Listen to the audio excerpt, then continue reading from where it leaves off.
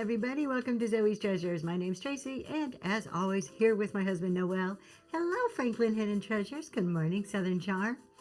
Hello, Deborah, Mid Ahmad. Everybody, good morning. This is probably the second cup of coffee already, and it's still nowhere near enough. We're getting there, though.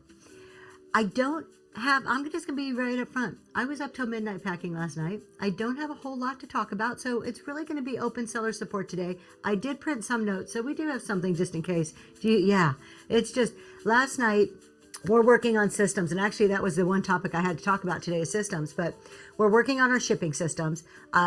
We've always kind of had a shipping system, but now that we're starting to grow, I've hired my son, and we had our free shipping show yesterday. He came over last night, and we're working on how to work together, I've had my daughter, but it's just been a little bit different because she's here during the selling process.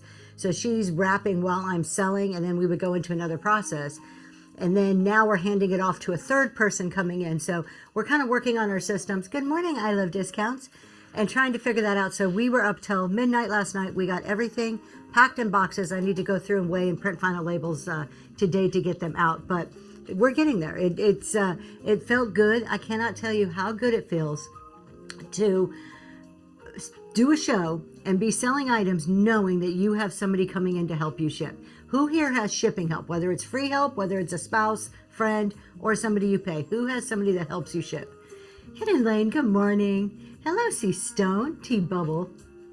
You have a spouse, Southern Charm's like, I wish I had somebody. Just started. For those of you who have somebody, it is a game changer. To me, it's like that tipping point in your business where it's just you. Yeah. And it's been just me for almost 3 years. So we just started having my daughter help, I don't know, maybe 4 months ago, 3 months ago, something like that. It was like the beginning of summertime. 1 year before and the same thing. My kids are still learning. So a 15-year-old, and then my he's an adult. He's 23, 22, about to be 23. So he comes over, he lives on his own. He comes over to help. But in the business, it's this point where it's like, while I worked with him for 4 hours last night, it's not always going to be that way. Like, that's 4 hours. I'm going to really soon get back to me to be able to do more productive things. Tim wants to help, but I don't have enough space for the two of us. Southern Charm. See, now that was my problem for the longest time. I will be on shipper to hire a shipper. Yes, I love discounts. So that was us. Southern Charm's visited us, so she has seen it. We used to have a very small little shipping area that was in an unfinished part of my basement, and we've just redone the whole basement to accommodate the business. That was key right there, is that when I was figuring out my layout, figuring out a shipping station big enough for a minimum of 2 people was like top priority for me. Just because, again, you've got to get the space, and then you've got to get the person, and you've got to be able to pay the person. So it's a process, and I'm not saying it's cheap or easy. It definitely cuts into profits. Like, I'm feeling it. Yes, thank you. So, but it definitely changes it. My husband's telling me to tell those of you on YouTube, because I guess there's some people out there on YouTube, click that QR code, whatever side it's on, and come on over and join us. Franklin says, Franklin Hidden Treasures, we took over the dining room table for shows, but they have to be out so everybody can. Now that's difficult. When you're doing that scramble around, I feel for you, because that's a lot of work. It's like, not only do you prepare like a normal prepare for your show, if you photograph, if you clean, if you get your items in a certain type of order, but now you're also having to move personal items, bring out business, put business away. That it gets really hard. We probably could. Mary says, you're on your own, but you're so fussy that a helper. Mary, we're going to actually talk about systems today. And I think it's our perfectionism where systems come into play and help us be able to delegate and get somebody to do our shipping or listing or whatever it is that we may need help with. Oh, okay. That makes sense. Franklin Hidden Treasures. Southern Charm is kind of your problem too. Are you talking about your particular about how you want it? I am too, but it gets to a point that we have to be able to, with shipping, I mean, with anything, if you're going to delegate, and we'll talk about systems, is setting up the system, writing out the parameters, and then managing it. I mean, that just comes down to being a manager. I find this in my 9-to-5 job that has nothing at all to do with shipping, is being able to give a task to somebody with proper instruction and proper monitoring and then proper follow-up. So if you put those in place, it usually comes out. Does that mean they're not going to do anything? No. Last night, at least twice, I mentioned to my son, I'm like, oh, do this instead. But it also, if you hire somebody good, they're going to stop and say, hey, is this correct? Do we really think a man's... Nah, not most men won't. I do have to give my son credit. We also, part of our 4 hours, he helped me build another shelf. I've already need another shelf to put things on out there. And he goes, I opened up the box. He's like, do you think you should read the instructions? I'm like, no. I'm like, it's just a shelf. He's like, no, Mom, read the instructions. So I was pretty surprised. So... All right, let's talk some. We're going to get into talking. We can talk more shipping. You guys, if you have any questions today, it's pretty open seller support. I have some stuff we can talk about, but really, I'd rather go where you guys want to go today. I kind of had a backup plan. I just had some notes just in case. You never read the instructions. Life is better with surprises. That doesn't surprise me. I love discounts. No, okay. We're going to do like a CEO challenge with I love discounts. I'm going to give you my feedback here. I love discounts. I think you guys make the perfect couple because, and I'm not going to say who is who because you know who is who. I think one of you is an absolute fly by the seat of the pants person and the other one has a lot of planning and analytics in them. So I think you guys complement each other very well. Thank you so much, Mary. Things do break occasionally where nobody's perfect. We all have USPS. Okay, I've got a question. Before we get into anything else, I have a question because my son was talking to me last night. He is not the first person to tell me this. I think many of you have said this too, but I want to hear it again. He said when he worked at UPS, not USPS, but he said that anytime he saw a fragile sticker, that was a sign that said kick me. That was, if you're having a bad day, those fragile boxes were your enemy. Do you guys use fragile? Or don't use fragile stickers on the outside of your boxes? No fragile. No. Oh, wow. No, they don't pay attention to them. Have you ever had a customer get something that was broken and complain that there wasn't a fragile sticker on there? Never. Okay. Thoughts on every Mac shipping? Oh, I will. Actually, we will talk about that. Yes, home's fun. Okay, so we have one yes. So the risk of that is probably pretty low just in this small sample we have going on here. That's my fear. Sometimes we do things purely out of fear, and that is my fear. I have been putting fragile stickers on everything. It could be a piece of plastic, and I put a fragile sticker on it, thinking that if it broke, the customer would be like, well, you didn't do all you could do to secure this package.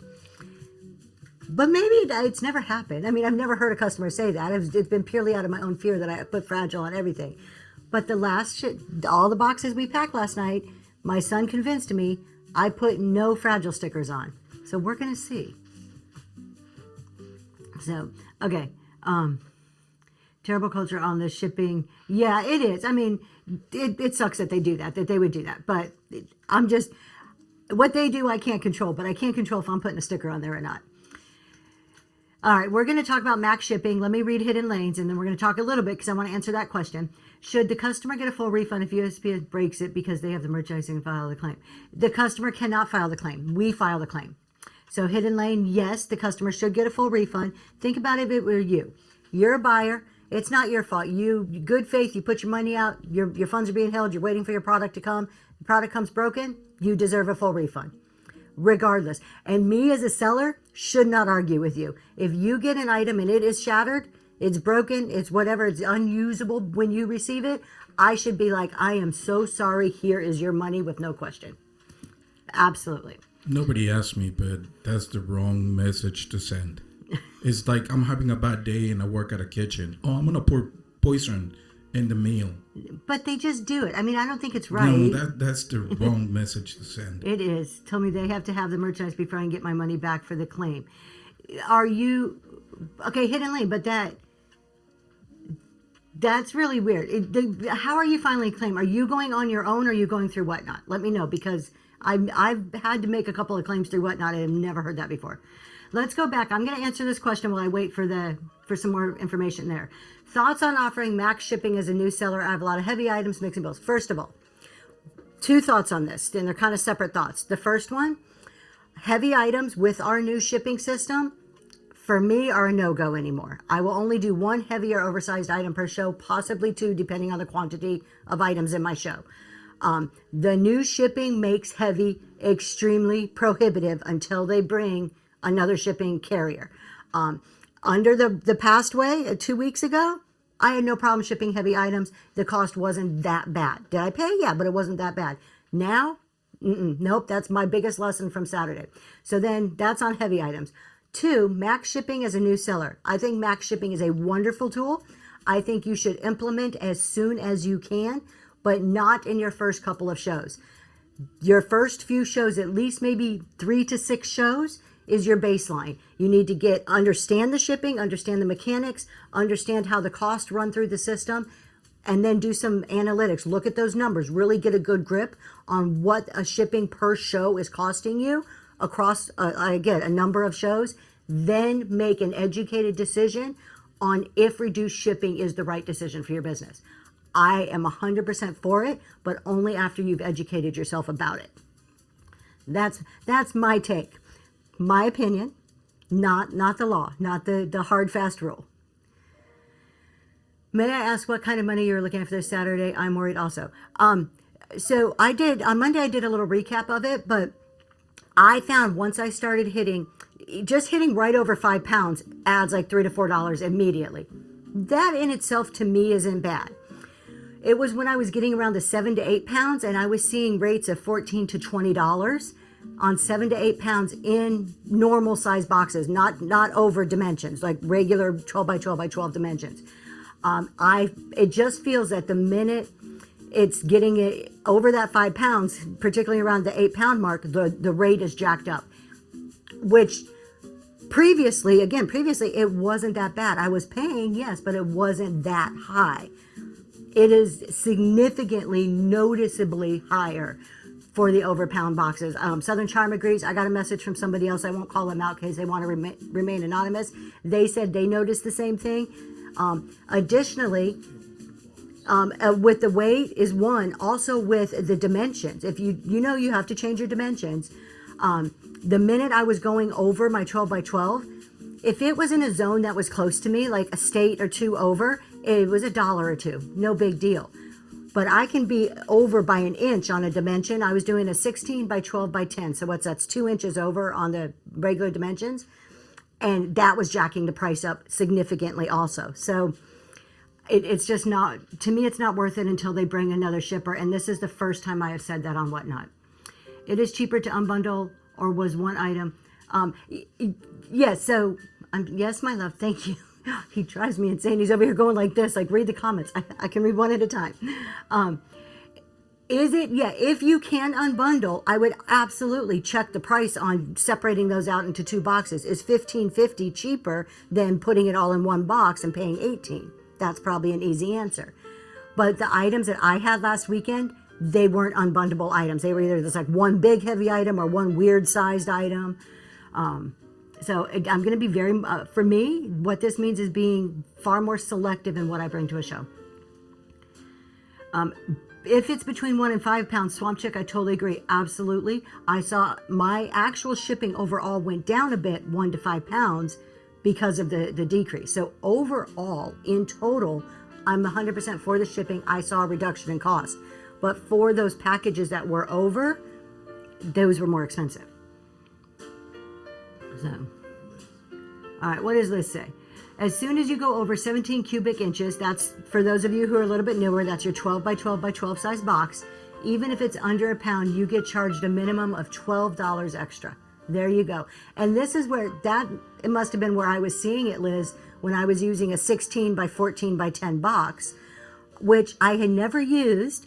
And I bought, and this is not a bad thing, but Liz, I actually heard what Liz likes talking about that size of a box. So when I was ordering all my boxes for August 1st, I ordered a pack of 25. I'm like, that sounds like a pretty good size. I've never used it. It makes sense for what I'm doing. So I only bought 25 to test out if I liked that size. And then that's kind of when I saw it. You do 16 by 10 by 10. So maybe I grabbed the wrong size. I need to try the 10 by 10. Because that 16 by 10 by 10 is still the same as 12 by 12 by 12. You do, we can't do so much now and offer max shipping. I still think max shipping is beneficial, you guys. I just want you to consider it. Okay, consider this. Think about when you're scrolling. We talked about this on Monday. I saw somebody offering $15 shipping. I saw somebody, I Love Discount said they saw somebody offering $20-something shipping max. If $53 max. As a customer, as a buyer, does that feel like a good deal to you? When you see $15, $18, $20 max shipping, does that feel like, oh yeah, I want to go in that room? That feels like a great deal. I wonder, I would love to like talk to these people, and not in a bad way. And I'm not calling anybody out. I don't even remember the names of the people. I just saw the numbers. To understand the thinking so that I can see it from both sides. I don't feel that that's a deal for me as a buyer.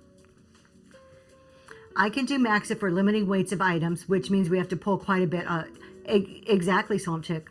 I mean, I get that. I still think it's having the right mix of items. I don't think we have to eliminate all of the glass items, but having the right mix. Like I said, I'm just not doing as many in a show. I have to be more selective. As a seller, knowing dimensional charges, I'm going to have extra guilt buying in max shipping shows. But why? See, Liz, I understand, like, you're a good person. That comes from your heart. Like, you're going to have guilt of, like, look, like, I understand what this seller is going to pay.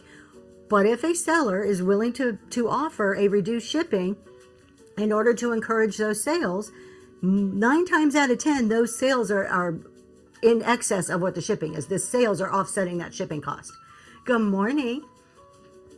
I mean, you guys know, I do $4.50 shipping. Saturday, I had a customer buy quite a lot. I think it ended up, this person had 2 or 3 boxes. And after the show, they're like, I wanted to tip you. I couldn't get it to go through in time before the show ended. Where can I tip you? Shipping, you know I ordered a lot. And my opinion, and I'm not saying this like, oh, look how great Tracy is, because that's not it at all. My thoughts on it is, I have done $4.50. I've looked at my numbers. I've analyzed the situation. I understand what it's going to cost me. And this is a business decision that I have made as a business owner to offer this shipping. My customer should not feel obligated to tip me or to pay any extra for it. Now, out of the kindness of the heart, if they want to, that's wonderful. But by no means should anybody ever feel obligated to do that. What were the dimensions of the 16-inch box that you said can be treated the same as the 16 by 10 by 10? So I can't do that math in my head. So the way to figure it out, you have to stay within 1728. So if I do 16 times 10 times 10, I get 1600.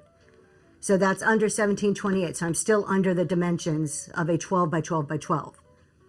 Yes, were you? Okay.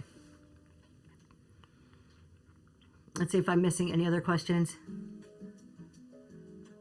Now, there is so many people out here talking about different settings. I picked the 4 to 7 ounce setting is what I'm using with ground and ground.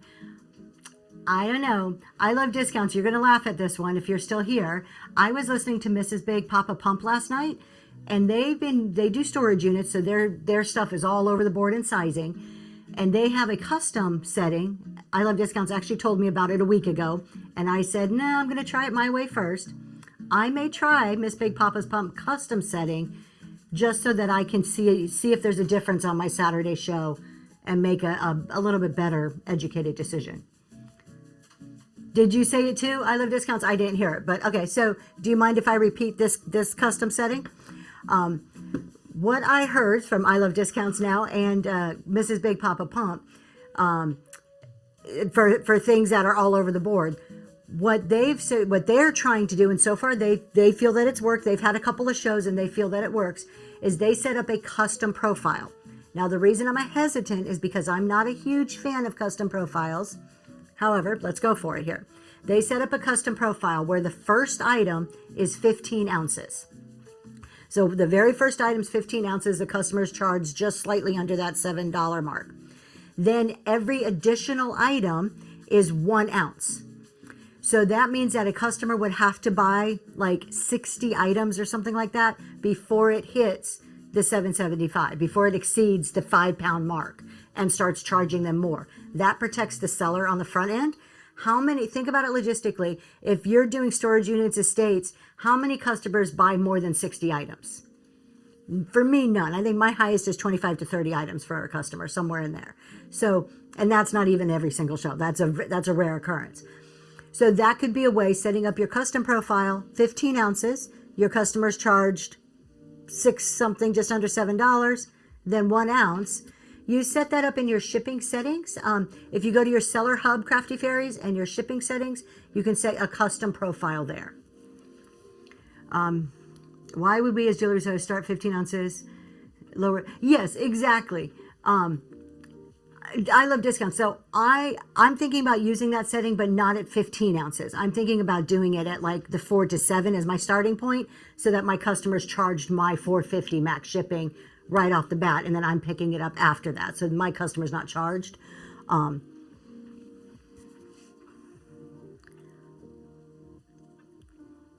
Good morning, Erin. So that's a thought for you. I think I'm going to try at least once. I'm going to try it just so I can have something to compare it to. So that helps control the shipping costs. Yes, the bird theory. Yep, that's the idea of it, is that you're not going to be hit. Unless if your customer buys under 60 items, you should never go over $7.75 at the beginning. And then, of course, we adjust appropriately when we're doing the actual packing and shipping on the back end. So tonight, I love discounts. So you doing your support show tonight? What are we talking about tonight? No, it's when. Yes, I know. Oh, okay. Oh, probably not. Okay. How many of you, good morning, House of Junkin. Good morning, Kate. Increments with 1 and 16 plus 1 ounce. There he goes. That's it right there. How many of you are on the 127 right now? I want to know and don't want to know. I have FOMO. I have major FOMO with the 127 this week. You can set a fixed weight for the additional items, so that it doesn't matter if your items, if they're buying, 10 1-pound items, if you say they're 1 ounce, that's how it's going to calculate when it's sold. And then you fix it on the back end and you're paying more accurate shipping. You're not Southern Charm. I'm so surprised you guys usually do that one. I Love Discounts. There you go. Has YouTube. You guys, if you don't know, I Love Discounts. It does a lot of shipping shows. Every Monday they have their standard shipping show, but they also have YouTube. Very good resource. Blasian Bunny is also another great resource on shipping. Good morning, Estate Addicts. Hello, Tober. And I know this is all we've heard is shipping. It's a major deal, you guys. It is a big thing, but it's not anything to get super stressed out about. I'm actually liking it. And you know what I really like, and I heard Tony talk about this, is my brown boxes. They're so easy now. It was so easy to train my son on shipping with the brown boxes versus all these different size, priority, flat rate, this and that, and all those options.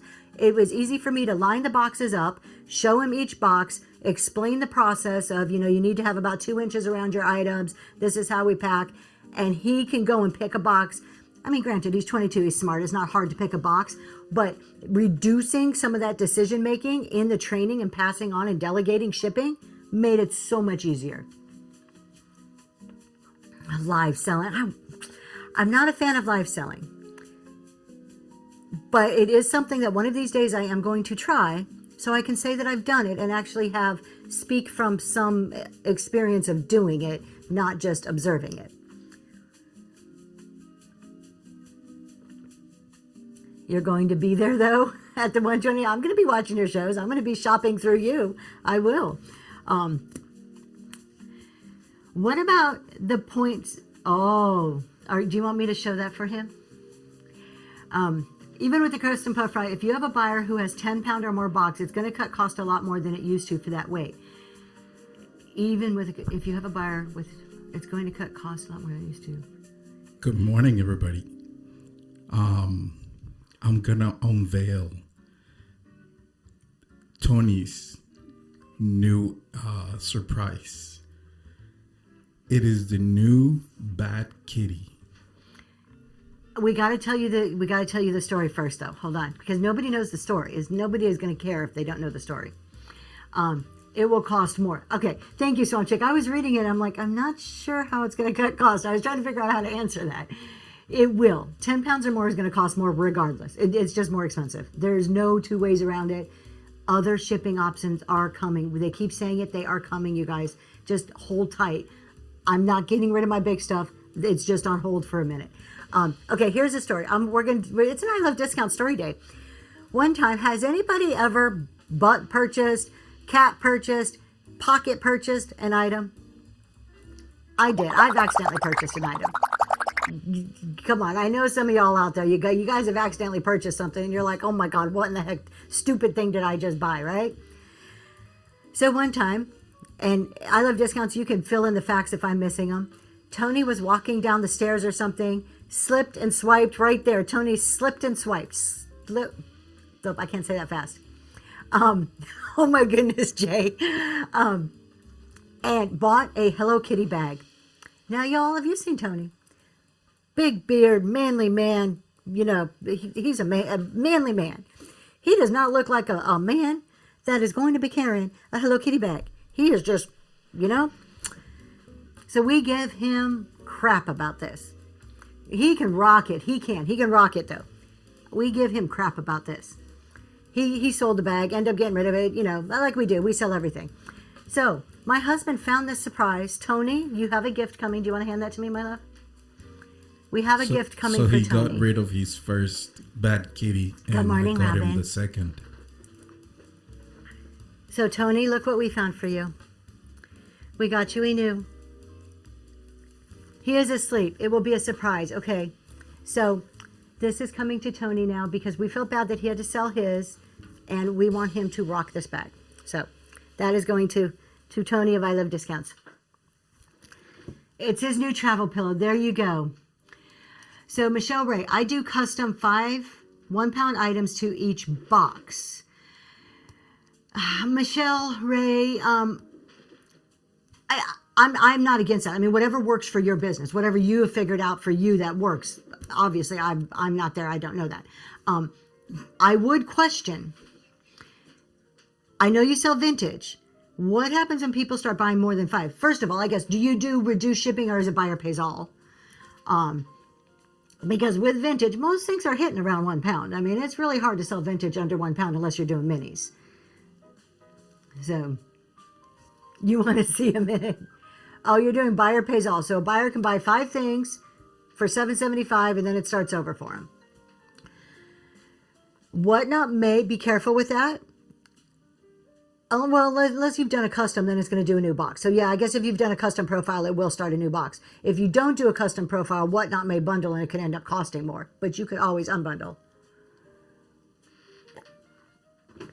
So because we started this conversation when people asked about reduced shipping, and I kind of didn't bring it full circle and finish it.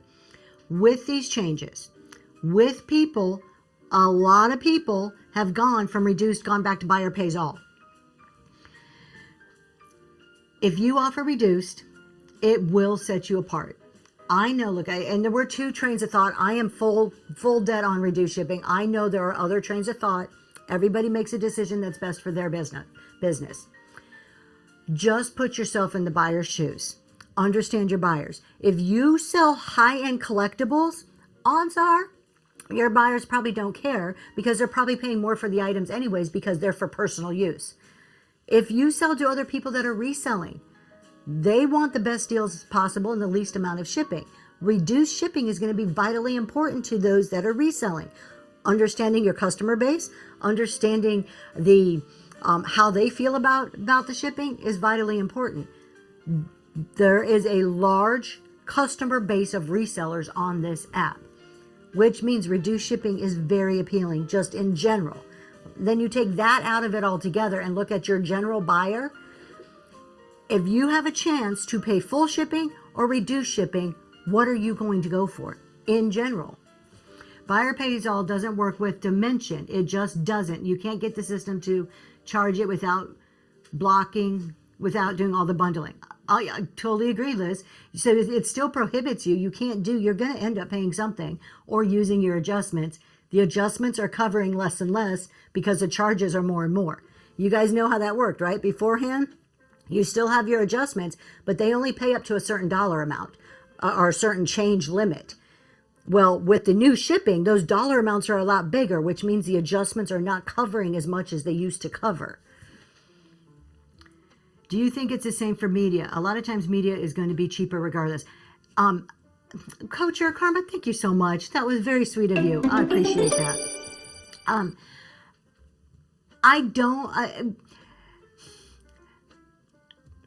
That's a hard question because media mail is cheaper. I still think the psychological impact of reduced shipping plays a role in buyer behavior. 100% encourages buyers to buy. Who was it the other day? You know who I was listening to? Everybody know Mellow State Kate? You guys heard Mellow State Kate? She's a clothing dealer. It's her and her husband that created Notbot. She does a lot of TikTok, Instagram videos. She had a video on TikTok or Instagram, and she was talking about some of her decisions in her shipping decisions. One of the things, yeah, there you go. One of the things she said about shipping is when she went to reduce shipping, it was a complete turning point in her business, and she saw her business explode by going to reduce shipping. Bids increased, customers increased, room size increased by going to reduce shipping. That's just one person publicly that I have no affiliation with. I don't know her. I've never talked to her, never DM'd, never talked to her in person. And she said that. I get messages almost daily from people that I do talk to through DMs or in shows that say, I tried this and it works. I tried this and I got more customers. I tried reduced shipping and I saw my room count increase. I hear this on the daily. So as much as I hear people say, is she from Pennsylvania? I didn't know that. I should reach out and tell her about our meetup. The meetup is sold out. So I hear this daily. As much as I hear people say, oh, if they want it, they'll pay for it. To some extent, they will pay for it if they want it. It depends why they're purchasing it. I talked about on Monday, I would have paid Southern Charm. I just bought her an item, a blue glass, milk glass piece for my own personal collection that I would have paid a lot of shipping for because it was for my personal collection. I wouldn't pay that if I'm reselling it. I just won't. On my cost of goods, I am too budget conscious on my cost of goods to pay excess shipping. I had my first show last night and set shipping to buyer pays all. I think I would have sold more if and I agree. However, I am going to stand strong in the first couple of shows. You have to understand it before you can do the reduced. So you got a good base. And in your first couple of shows, you can tell people, hey, you guys, I know it's buyer pays all. I really appreciate your support. I'm collecting a little bit of data so I can see how low I can set my shipping cost for you. Hopefully by next month or the month after. You can let them know that's coming, and then you can do a big show. Hey, my first reduced shipping show or something like that. So you can still use some of that psychological components to it without offering it when you're brand new to kind of offset it a bit. You can set reduced shipping in any way you want. So reduced shipping and your shipping settings are kind of two different things. Your shipping settings, your ground and ground, or ground and priority, which ground flat rate, whatever you decide to pick, you set those. And then for your show, every single show, you pick buyer pays all, reduced shipping, or free shipping. And when you pick reduced shipping, you get to set that dollar amount on where you want it to be, on how much that you're going to charge your customers, and then you're going to pay the rest. The Enchanted Dilly. I just popped in. I've had about 10 shows. I've had no idea the best way to offer reduced shipping. So what do you mean you have no idea? If you guys, personal suggestion, if you've done a few shows and you're like, hey, I want to offer a few reduced shipping. I've done a few buyer pays all. I understand my numbers. I feel comfortable. I would start at $7.75. Yep. The 5 pounds, that gets you the banner. I don't think the banner is the end all be all. I really don't care about the banner because you can put it on your thumbnail. You can put it in your show title. So the banner, but $7.75 gets you the banner. That's a good starting point. That's a good even ground starting point that you can then go down from in the future if you decide that is what's best for you. It should be, Michelle. It's in your show settings. Go when you're going to set up a show, or go to any existing show and hit edit for your show. And you go about halfway down and there's a shipping section in there. It's the same place where you would put on free pickup.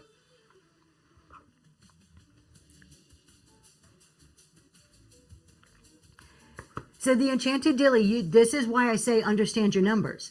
Do shows that are buyer pays all, so you get a baseline. If you do 4 shows and you can look over the average of 4 shows and you say, okay, I sell about 80 items.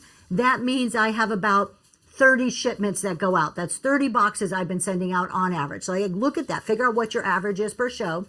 Okay, if I'm sending out 30 boxes per show, that's at $7.75 or whatever, add up all the shipping costs. This is how much my buyers paid. If I were to cover some of that, if my buyers only paid $7.75, subtract that out of the average and say, okay, here's how much I would have to pay. That's the way where you start to understand, what is this going to cost me? You have to go back and gather the information and do a little bit of math and figure it out to make a good decision. Good morning, Mimi's Memories. Mimi's Memories. Good morning. That's the only way to make an educated decision on how much you should pay and how much it's going to cost you. The people that I've been hearing that are transparent and sharing their numbers, hello, Mary, are saying they're paying 3 to 6% in shipping costs. That's not bad. That means for every $100, they're spending $3 to $6 of their own in shipping cost on a show. I can guarantee you that they're getting more than that in sales, because the reduced shipping encourages people to bid more and to buy more. I'm paying a little more than that because my shipping is at $4.50.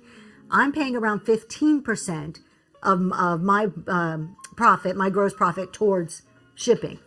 Again, though, the lower your shipping, the more sales you're encouraging. To the point where on Tuesdays, I do free shipping.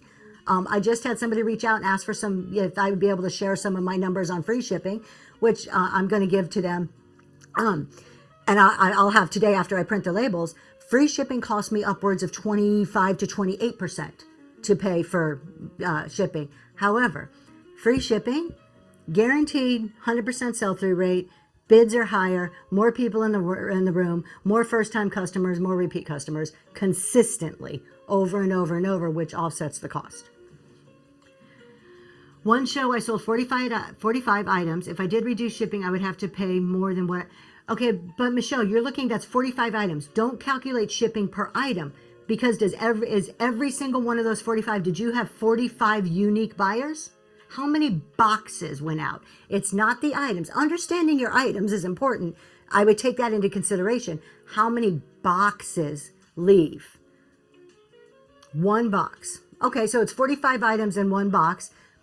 They bought 45 items. One customer. Okay, so if one customer bought 45 items, that's probably 4 or 5 boxes. They bought 45 items. I'm sure if your items are priced appropriately, they paid enough to cover the shipping. If they bought 45 items and you're losing on shipping in 4 boxes, the selling price wasn't appropriate. That sounds harsh, but that's the reality of the situation.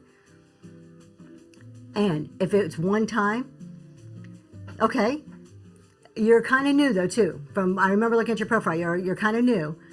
It takes time. Did everything sell for $1?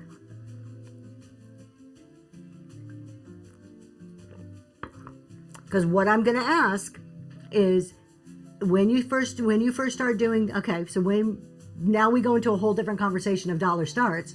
I don't want to go too deep, because you guys, Reselling Roundtable on Sunday night, we are talking about dollar starts and free shipping.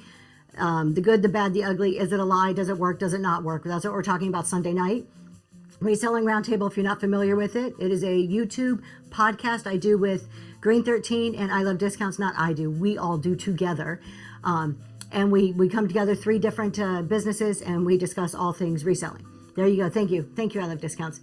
But when you're doing dollar starts, there's a couple things you guys got to keep in mind. And I'm going to say low starts, okay? Because I don't want to get focused. People get too hung up on dollars. I'm going to say low starts.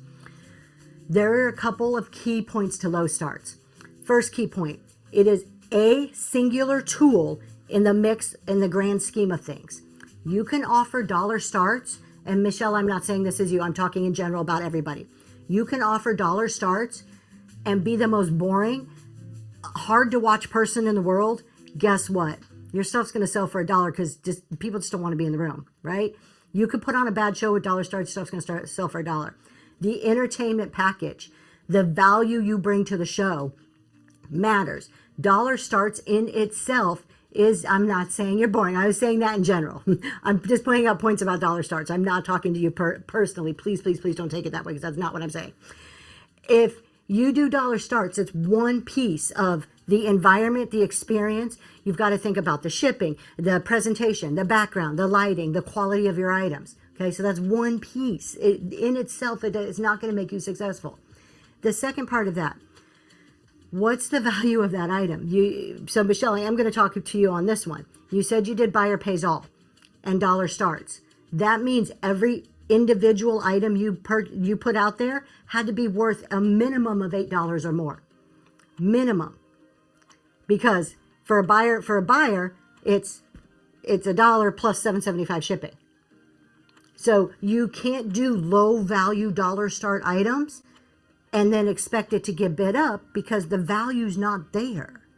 And this is a problem I see over and over with people doing dollar starts is they want to put clearance, leftover stuff that's like, oh, I only paid $1 or $2. I don't care if I lose money on this item, but God forbid I should do something of value for $1 because then I might lose money. Let me give you an example. Let's do this. We have a gorgeous salt cellar here, you guys. I'm going to do a dollar start, okay? This item is worth far more than $1. This item is worth far more than $5, far more than $8. I have $4.50 shipping. At a minimum, this item has to be worth more than $6 to make it appealing to you guys. Has to be, without a doubt. Okay? So, we have not an import. This is an original. Is it marked? I think it was. I don't see the mark on it. This is a Westmoreland amber glass salt cellar in perfect condition. Let me just make sure his beak. It's always the beak that yep, perfect condition that we're going to sell right now for $1. And we're going to practice a dollar start. We're going to do 10 seconds with a 5-second restart. And it is going right now up for bids. Amber glass, not an import. This is an original vintage salt cellar going for $1. And then we'll do something else. And then we'll get back to talking. Thank you so much for your bids. Shalom, y'all. What a great grab. Congratulations. That one's heading to you. Thank you. Oh, it's always that first label. I can never get off of the tape here. There we go. All right, let's do one more thing. Let's do another example here. Let's do this gorgeous piece. Look at this beautiful, beautiful eagle flying through the sky here. We're going to talk about that. We're going to talk about that, Michelle. Beautiful eagle here. He is in wonderful shape. I do see a little line. I don't think that's a crack line. That feels like a mold line right there on there. It's how it was made. He is absolutely gorgeous. I don't have my tape measure. I do. Here we go. Let's see. 7.5 inches. How beautiful for a man cave. It is a little bit hollow. You could put some lights under there and have it come up through there. Stunning, stunning glass piece. Running for $1 right now. Up and going. Thank you so much. I appreciate the compliment on the camera setup. I do have to give my husband all the credit for that. Thank you so much for your bids. $4.50 shipping to Florida. That's not bad. Life's a teacher with a first purchase. Y'all, can we put some ducks in the chat, please? Thank you for your first purchase. If you have not caught on, I'm doing themes. Today's theme is birds. So we do have 4 more bird items coming up. That's everything behind me. It will be coming up soon. That one's already sold. Okay, so this is an example of, thank you so much, you guys. Did you do a graphic for our first purchase? Yes. All right, I missed it. That's an example. Thank you for your first purchase. Of running something of value for $1. There is no way that I can put, I don't even have something out right now, something that's worth $5 and expect it to get bid up. This is the big fallacy in it. The other fallacy, let me grab my notes. The other fallacy is that you have to have 100 people in your room. I saw that comment.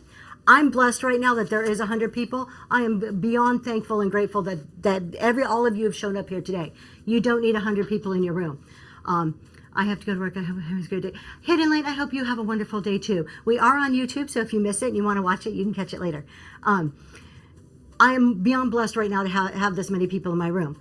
When I do my normal selling shows, I never have 100 people in my room. I have never had a selling show that had that many people in my room. I have about 30, maybe 40 sometimes, depending on what I'm selling. That's on a really great day for me. And doing dollar starts in free shipping or dollar starts in $4.50 shipping.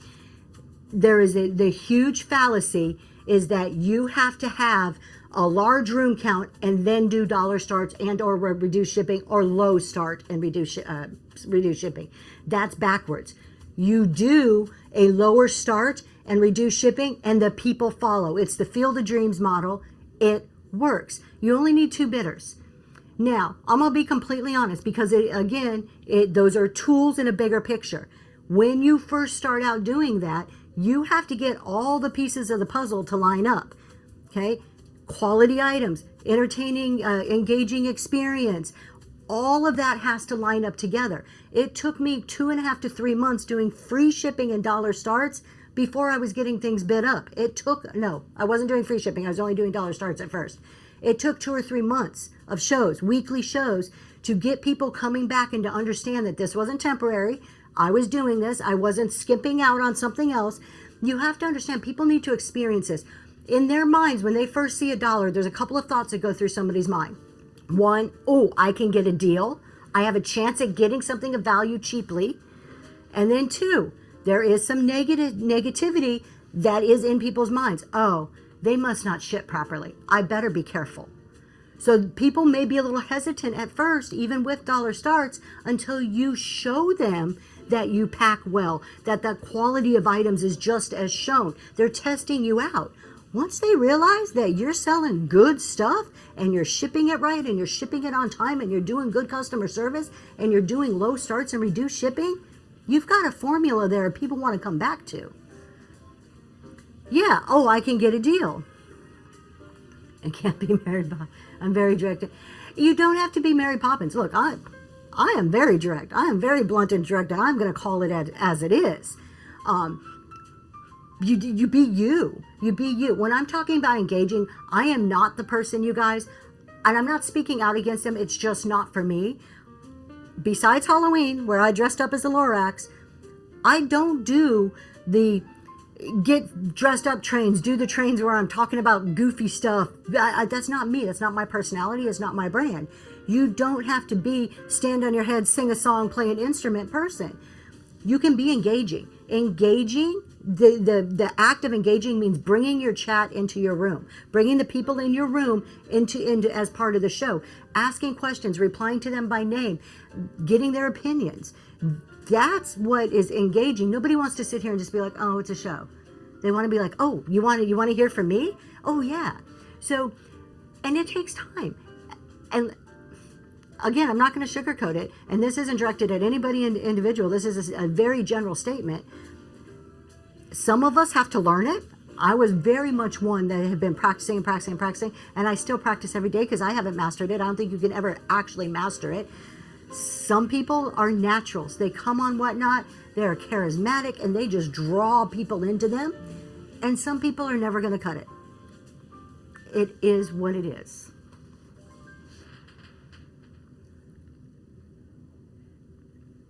I also think if they have 2 high starts, I don't even go to the show. To me, it's like a booth. I'm going to give you an analogy. This is how I shop, and this is how I shop in life and on Whatnot. Hold on, let me read this. I did dollar starts last show and did sell items. I think I'm missing the reduced shipping. It just scares me. Take it slow. Take it one step at a time. But it does make a difference. You just got to consider. When you see something running on the screen, it's the price of the item plus the shipping. That's what's in the buyer's head of what they have to pay. So your item better be well over that value if you want them to bid it up. What was I going to talk about? Oh, when I'm walking through an antique store, and you have the booths and you can kind of wander in the booth and look. I'm looking at the outside of the booth and I'm scanning to see if anything catches my eye. I'm looking at the prices on the items that are like right there by the aisle. If you're like you got a pretty big ego on those prices. If they're really high, I'm probably not even going in the booth unless something particular catches my eye. If all of your high priced items are sitting out there, I'm like, you got good items, but I give it to you, but not in my price range. And I'm walking right on by. If I see a couple of things that I'm like, I can get a deal, I'm heading in that booth and looking for more. Same thing on Whatnot. If I go into a show and everything's starting really high, I can go to eBay and pay retail. I don't need to do it here. I can go to eBay, take my time, think about it. I don't have to be in the moment, like really quick, making decisions. I don't need to do it here. But if I see a show that has low prices, even prices across the board, I'm all in. I started doing $5 starts in my shows. I have to get used to the new shipping before I try reducing. And that's Monster Mom. It's perfectly good right there. Do some shows on this new shipping, figure your numbers, and then make a business decision. Shipping plus value. Life's a teacher. That's exactly how I do it. Yep. We have so many antique malls here. You have to literally hunt through their booth for the deals. Yeah, I do have to say I'm bougie about my antique shopping. I am not don't just go to an estate sale and fill those boxes and put big old cardboard boxes in your booth, because I ain't digging through them. Like, I don't care how cheap it is. I am not. I want some presentation. If I'm going to a booth, I want presentation. If I'm at an estate sale or a yard sale, I'll dig through boxes. I'm not digging through a box at an antique store. Put some effort into it. That's how I feel when I shop. So, but I know there's other people out here who love the thrill of the dig and the hunt. There you go. Monster Mom's like, no, I love the hunt.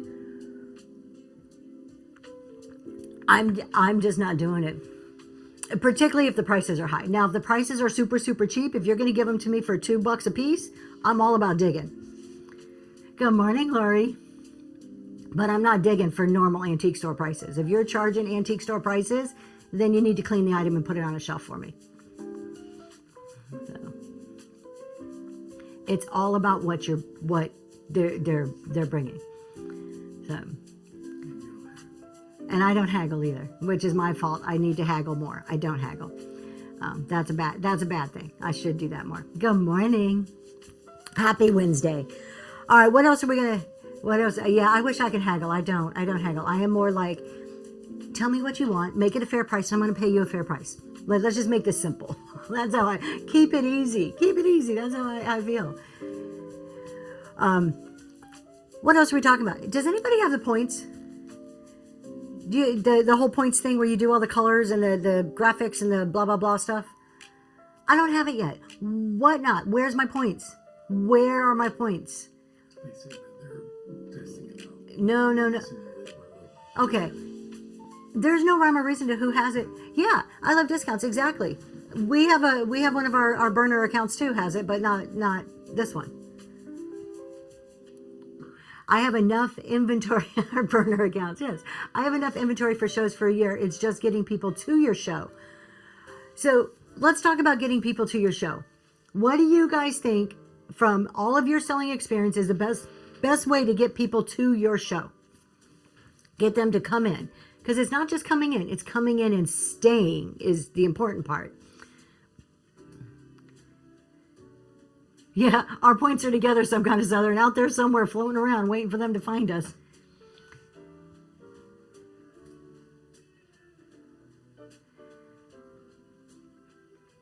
Dollar starts. Aaron's from the Aaron's Fair says, dollar starts get people. Go live. There, Southern Charm, you hit it right there. Go live. You want people in your room, go live. Good thumbnail gets them in the door. Cross-category connection, energy pricing. I love that. Quality. You gotta have a good product. We say on Whatnot that it's not about a product, it's about the experience, and I'm all for that. It is all about the experience, but the product still matters. Burner accounts and numerous accounts. What's the benefit? What are you pointing at? Honey, I don't know what you're trying to tell me. Yes, thank you. Hold on, he totally distracted me. I'm sorry. Why do people have burner accounts? Okay, we're going to get back to getting people in the words, SEO, or getting people in the shows. SEO keywords. Hens, yeah. Just have a hen or a bee box. That'll bring people in. That's easy enough. Good quality, low start, reduced shipping. There you go. To me, that's my secret formula. I don't know if it's going to work for all of you. That's what I rely on right there. What Southern Charm says. Good quality, low start, reduced shipping. Okay, burner accounts. A lot of people have research accounts. So a lot of people will have yes, my love. He's annoying today. Well, I'm all about helping people out. So we got a few people here. Just a few. How about we help someone out? So I'm all about this. Check this out. She's talking about going to get tacos. So let's go get some tacos. Help out Robin's Closet with a few bookmarks, if you will. Thank you. Okay. Thank you, my love. He just pops in. He's like, I'm going to do what I want. I'm just going to hijack your show. People have burner accounts too, because a lot of times we don't want to be recognized. Sometimes we don't want to put ours on incognito. We just want to go in and chill and not talk. I don't know about you. You guys, I could be very much of an introvert. And there's times at night that I just want to watch whatnot and I don't want to interact. I want to just watch. I want to veg out in my bed and just let my mind wander. And I'll go on my burner account and nobody knows me. Nobody's saying hello. I don't have to talk. And it's not that I'm antisocial. There are just moments that I just want to watch. That's what I use my account for. What anybody else uses it for, I have no idea. So, boom, babe. It's in your account settings. If you go to your account settings, you can set it up to go into incognito mode. Cole Mary says, I use mine when I'm looking for someone on my trains. So it kind of the same thing. You don't want to be like, have to interact. You just kind of want to quietly observe somebody. That's a good way to do it too. You're looking for people to invite to trains. So there's all different reasons to have that. Almost, I would think most people have more than one account. What does I Love Discounts say? Hold on, I'm going to go find it. I Love Discounts. And thank you for bookmarking Robin's shows.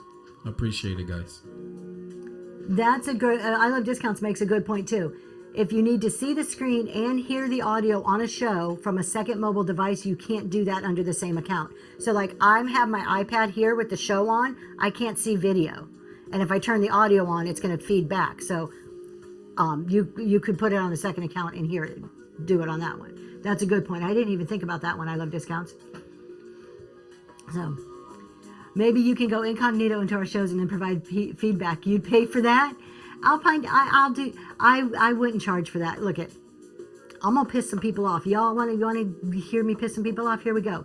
I don't like the whole fact of people charging to analyze your show. I think that's a community service. I don't think people should charge. There's nobody on this app that's such a whatnot expert that they should be paying for your show, because their experience comes from their business and their shows.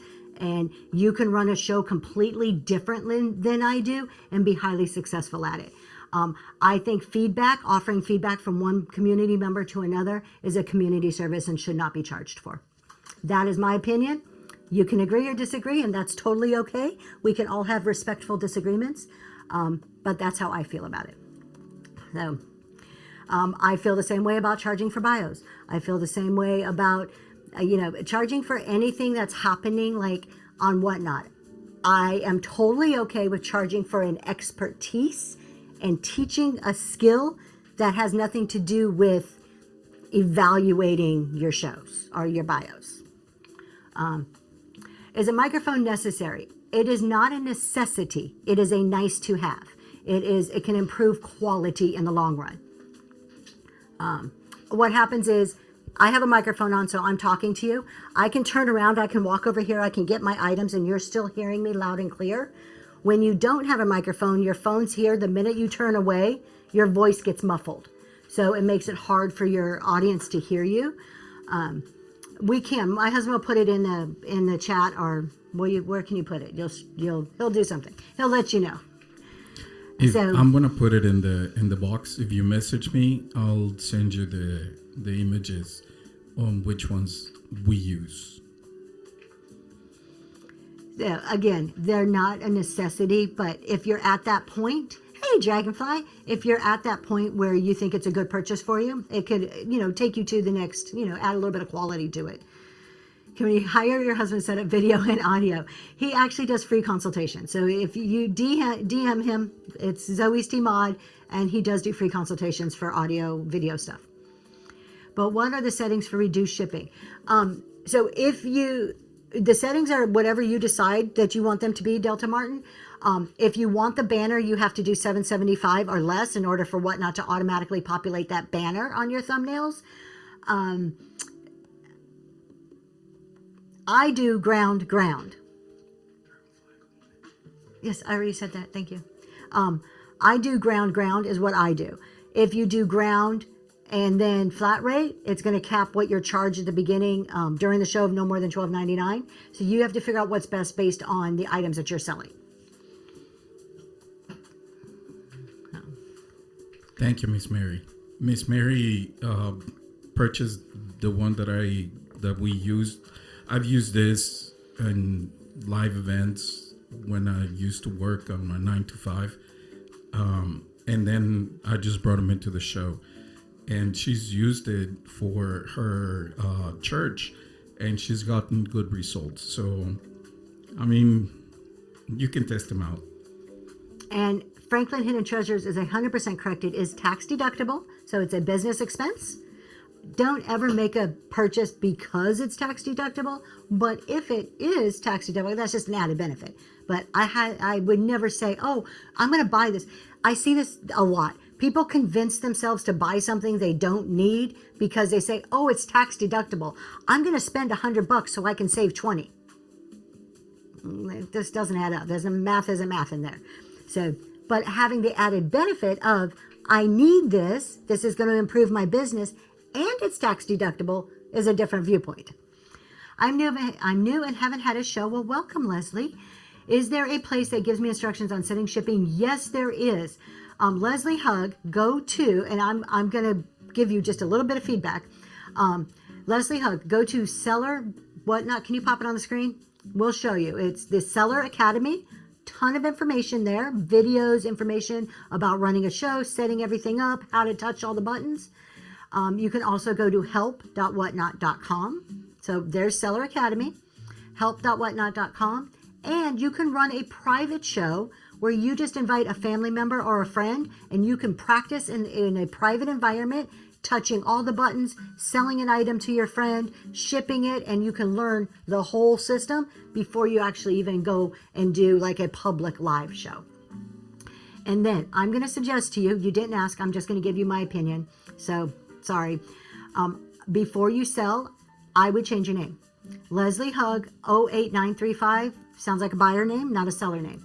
You need to get some branding. If you're going to turn this into something, get a business, like make this a name, a business name, and make it what you're going to use that's somewhat recognizable to your business. So do some branding around that.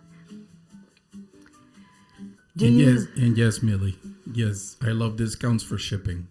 Every Monday, I believe it's at 5 o'clock. Yep. And you're correct, Millie. There's a lot of opportunities to use the team's part of the Whatnot to be able to help your host account.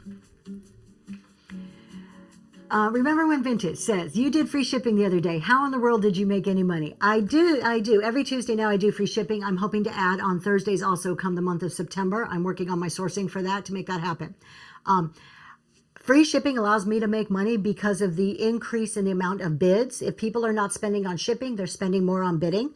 The increasing amount in bids, the increasing amount of people in my room, and just general overall purchases. I have never done a free shipping show that I was not a completely 100% sold out show.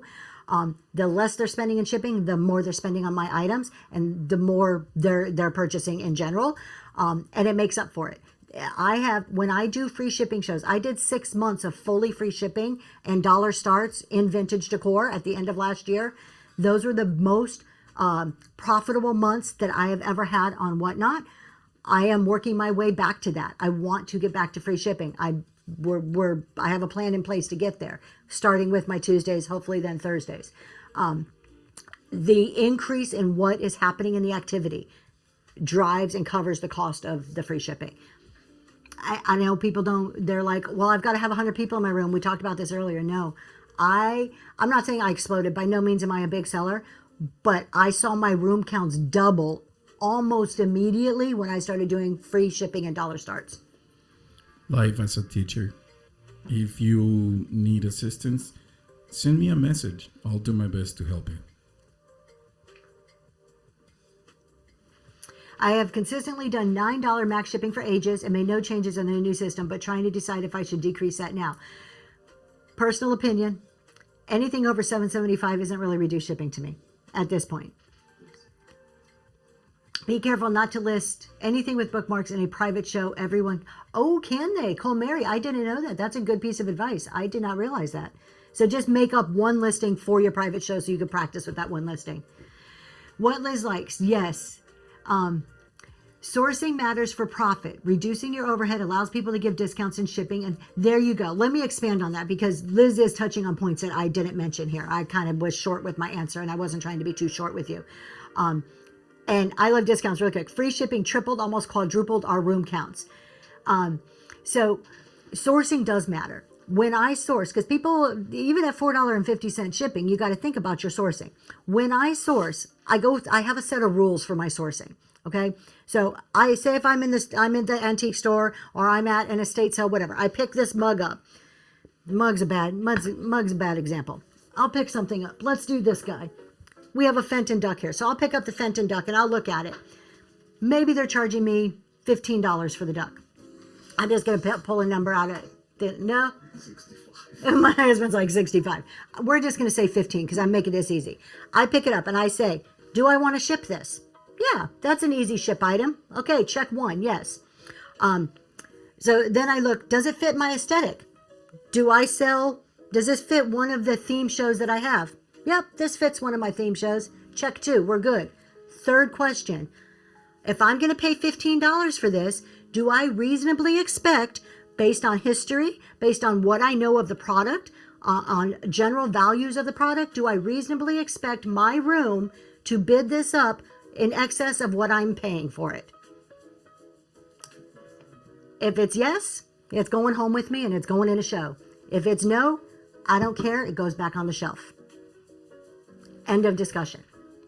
Then when it gets to the show, my fear is gone. I made that decision at sourcing. I don't have to worry about it. I put it up here confidently. We do this. We go just like this. I pull it up on the screen and I tell you guys, look at this gorgeous Fenton duck, hand painted. I don't know if this is a glower. I don't think this guy glows. Yes, does it? I don't have my light with me. Let's see. I don't think he's a glower. He's beautiful. She's beautiful. The duck is beautiful. I always say he or she. I'm trying not to. Nope. This one isn't a glower, but it is gorgeous hand painted. All these florals around it. Mint condition. Let me find a little Fenton. Oh, Fenton sticker. And a Fenton mark right there. And it is signed on the sign. I know we're getting hard to see. There you go. It is signed on its bottom there. We're going to run this Fenton right now. Are you guys ready? It's a duck. It's Fenton. It's hand painted. It's signed and it's going for $1 right now. Up and running. Get your fingers warmed up. It does not glow, but does it glow? Does it glow? Glowy is just, glowy, I don't know. It just makes everything so much better. And yes, Millicent. Thank you so much for your bids. I appreciate you. Millicent has a point. I was in that show yesterday and I wanted one item so bad. Mary, thank you very much. Thank you. Getting your way. And it started at $1 and it sold for over $300. So, yes. So, I like a 30 to 40% margin. That works for me, 30 to 40%. Again, I could hold that item. Miss Mary. Can I have put that duck on eBay and sat here for 6 months waiting for the right buyer? Yeah, I could have and got more than that. Absolutely. Do I want to? Nope, not at all. I'm turning inventory. I'm not in the business. I'm not in the storage business.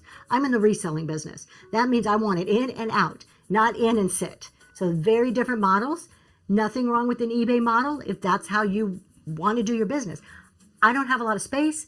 I don't have a lot of patience or enough time to take pictures and have them sit there for 6 months. Doesn't work for me. Life as a teacher, no, I didn't win. I wish I had. It was a gorgeous item, but no, it was well beyond my price range. Shalom, yes, I have saw the What Not Notice. It's the 8th, you guys, correct me if I'm wrong. What is Friday, the 8th or the 7th? Is the free shipping, not free shipping, sorry, zero commission day. It's Friday, whatever that day is, 7th, thank you. Zero commission day. So, going back to what Liz said, how you're sourcing plays an impact on how you're pricing, on how you can do free shipping or how you can do low starts. The other side of it, think about, you guys want to talk about reduced and free shipping? Miss Mary, I'm going to try to find a way to implement that. That's a great one. And let me share. So the question is, what do you call an exploding duck?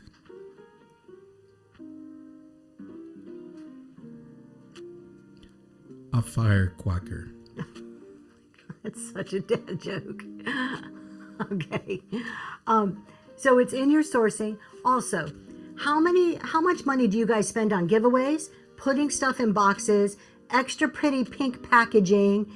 How much money do you guys spend on things that don't really matter?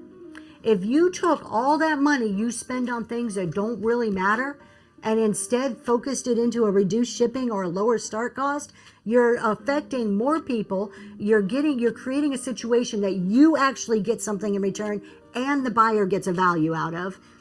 It's a better use of the money. So when you look at reduced shipping, low start prices, you're looking at everything in totality. You're looking at taking money that's wasteful in other places and focusing it in where it's going to have the most benefit to you.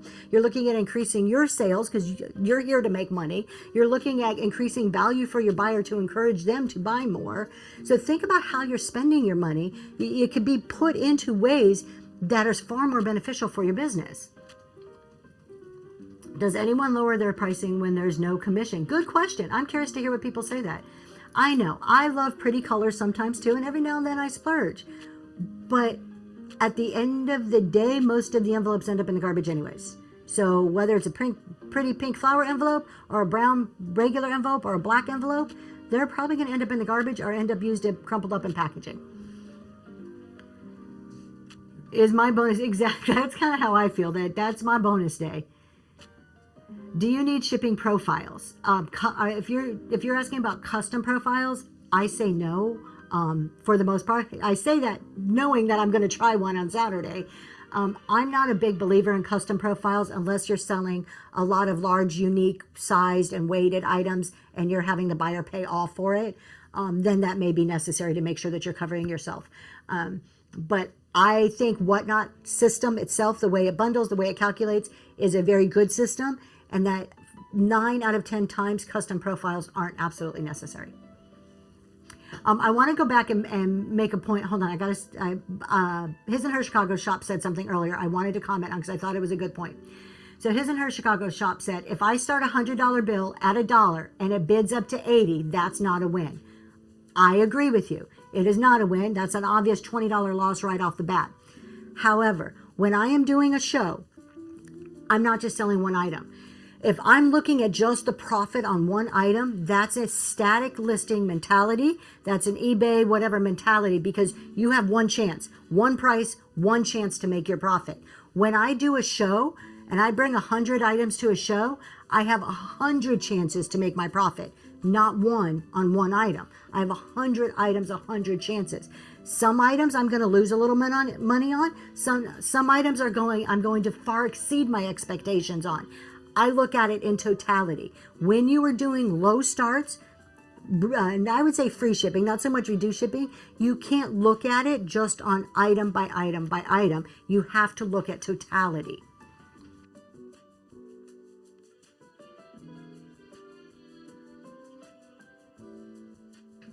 which makes sense. For there it goes right there. Shipping swung vases need custom. Makes total sense. They're big. You have dimensional weight. By the time you pack it up, you're probably well over 5 pounds in weight once you package it properly. So it makes sense. Again, it goes back to custom profiles.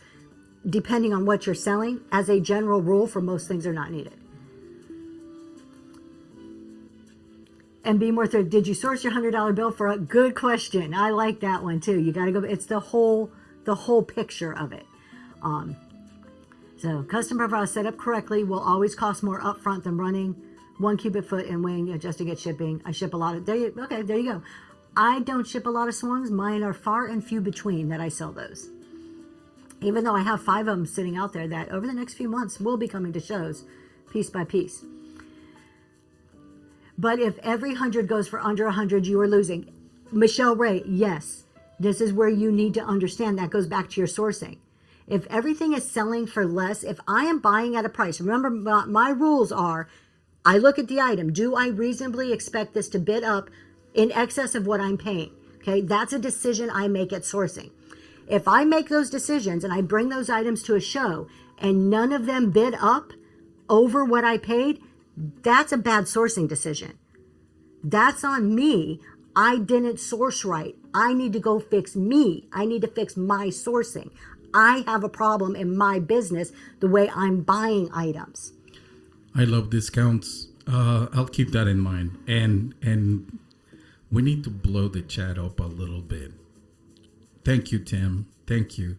So, I'm not prepared for this, but today we have a birthday girl.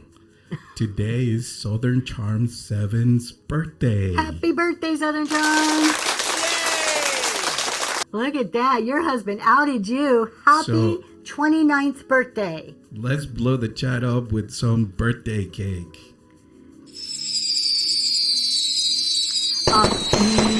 You see, when people are buying, when people are listing the happy birthday, oh, I love it. Thank you guys. Thanks for showing some support to Southern Charm. She's one of my besties, y'all, so I really appreciate this. Thank you, guys. Happy birthday, Southern Charm. We had a question asking about the Buy My Dog a Treat, Buy Me a Coffee listings and how do people ship those. Number one, they are against terms of service. They should not be selling those at all anyways. The Buy My Dog a Treat is specifically called out in terms of service, like word for word, that you cannot do that. So those people are breaking terms of service. I think a lot of people may do that because they see other people do it and they don't know. But once you're aware that you're breaking a rule and you keep doing it, I'm not buying from you because of it. I'm a rule follower, y'all. So when they do that, they send a sticker. So to answer your exact question, when they sell those, then they send the people a sticker, a postcard, something that fits in a plain white envelope. So it's really against it. Until they start going after the large sellers for it, then it's still against the rules. It is on Whatnot to be cracking down on people that are considered large sellers, popular, successful sellers, whatever, to not do it. But it is still against the rules. I love discounts. It gets under my skin that certain people get certain privileges. I can't control it, whether I like it or not. Can you do a custom profile for an item that is large, 5 pounds, and have it not be part of max shipping, make it stand alone? No. If it's in your show, Robin, it is max shipping. If you have max shipping turned on in your show, max shipping applies across the board. You can't segregate out items like that. I think that would be a wonderful feature. Allow us to control shipping on individual items within one whole show and still do some type of a max. Like, I wish we had some of those options. But consider this. How hard was it for people to figure out what frickin' box they can use?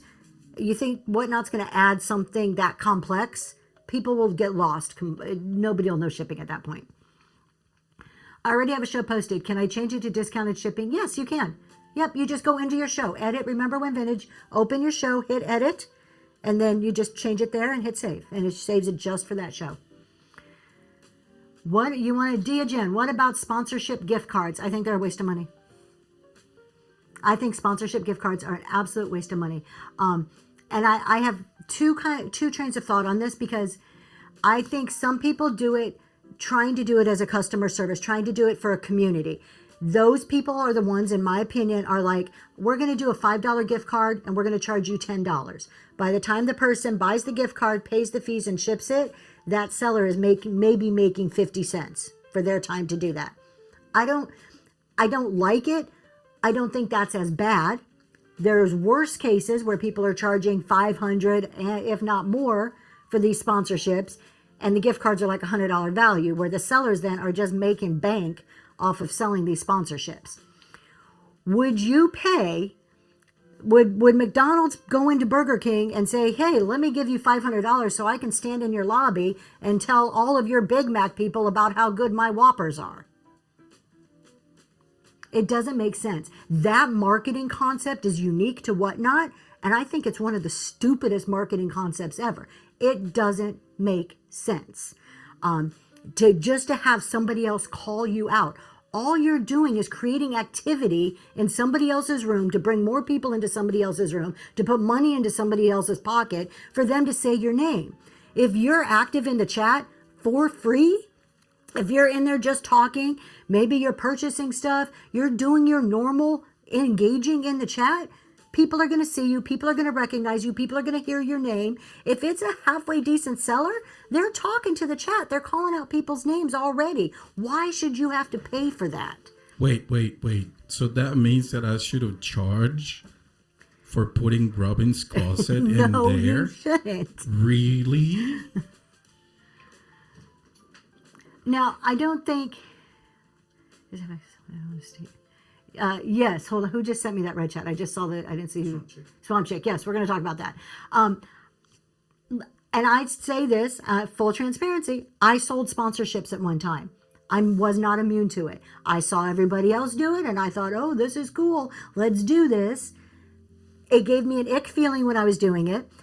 And I had somebody come in, buy a sponsorship that I had to bring their profile up on screen, and what they stood for is not what I stood for, and I felt very uncomfortable promoting that person.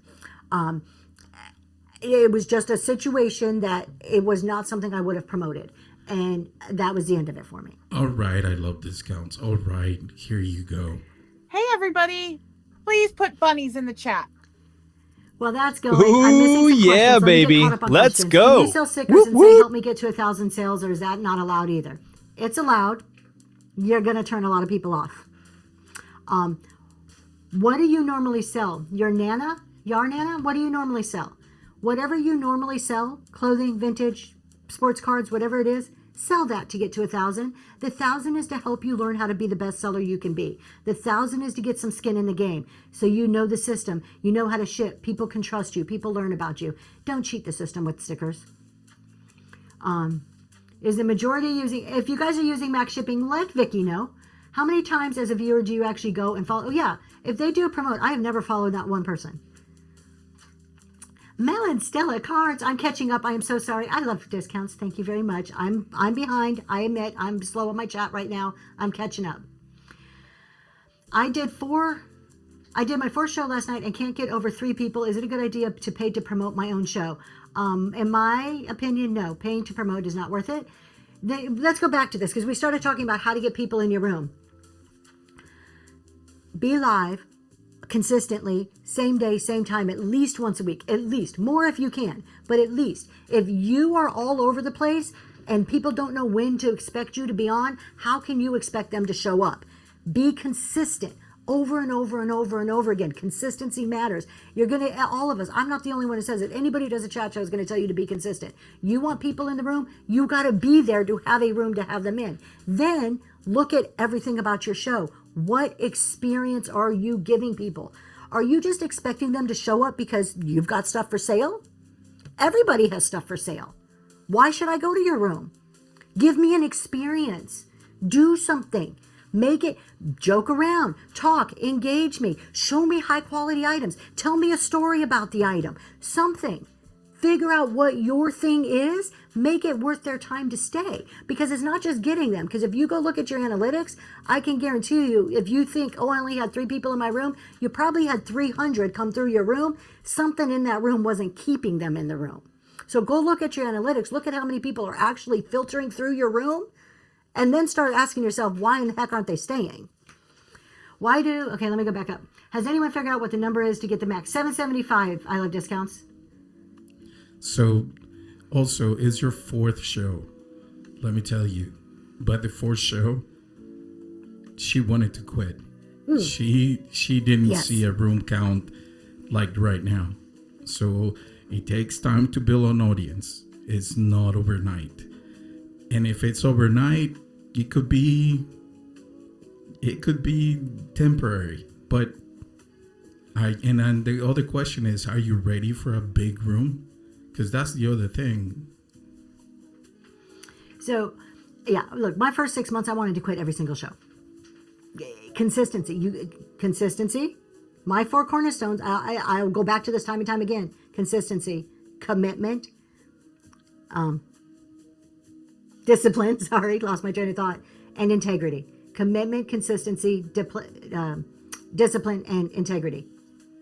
That's the formula right there. Because none of that's from the outside. That's all from you and how you're running your business. I got some questions, and then we're going to talk about promoting, because I saw some comments on promoting. How do I look at the analytics? 9 red cups. Go to your seller hub, and then there is a finance screen and an analytics screen in your seller hub, and you can get a lot of information from those 2 screens. So it's on a computer in your seller hub. I cannot tell you how to get to it on your phone. I try and make people feel like close friends. That's just who I am as a person. And then I guess I have secret humor. And then you have a secret humor. You got to be yourself. Don't try to be anybody else. You got to find what's within you that you can bring out. Michelle Ray, I have no idea why your pop-ups work better. I would never recommend that pop-ups are going to be a business model to success. However, there are a few hit or miss people. Donatello is one of them that has built a business on pop-ups and has built a very great business on pop-ups. Which one? I'm sorry. What does Liz have to say here? I'm missing it. Where is it?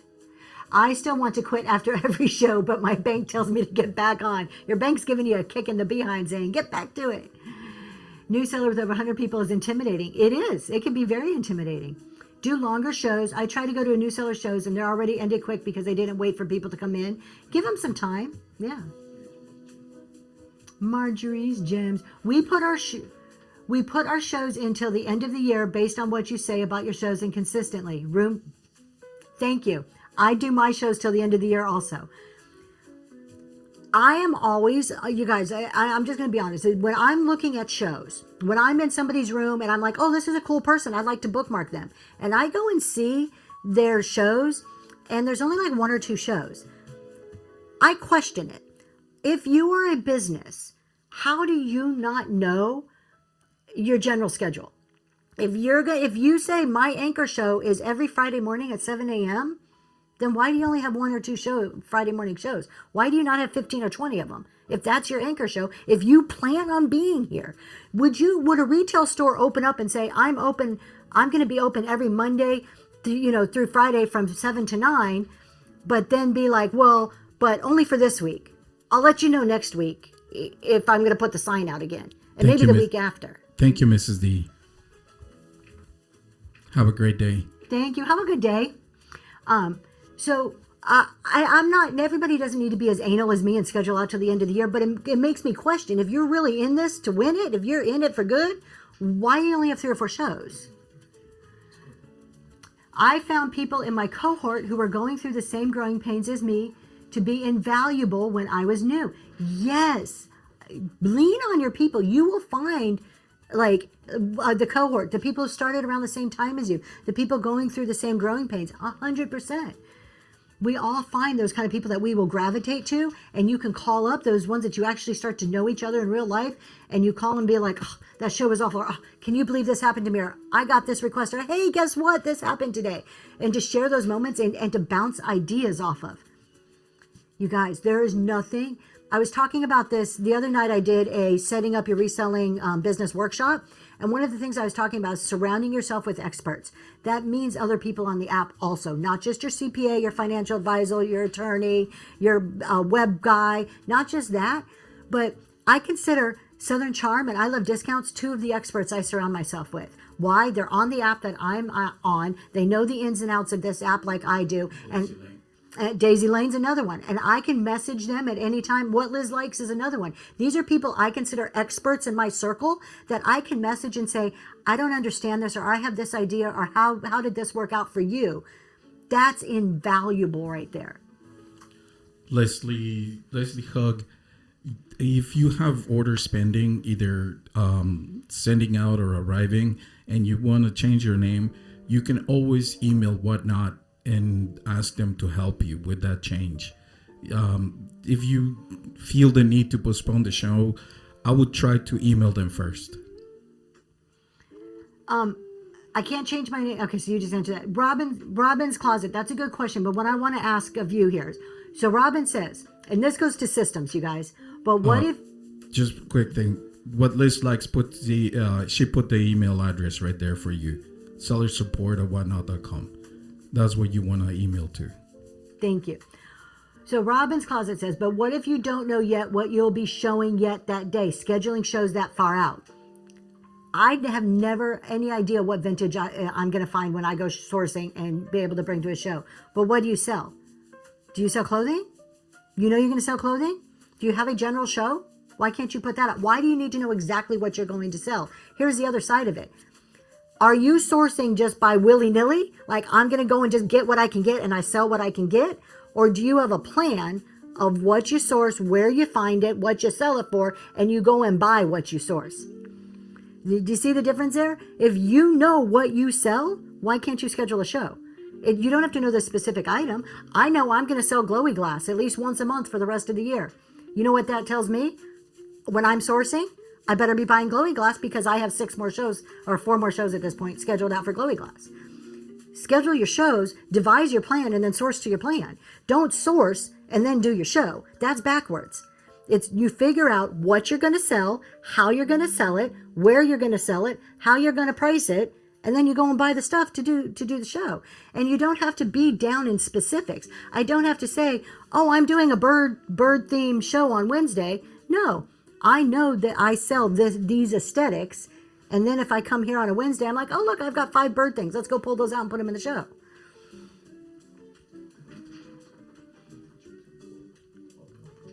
All right, what am I missing here? I know I missed some comments.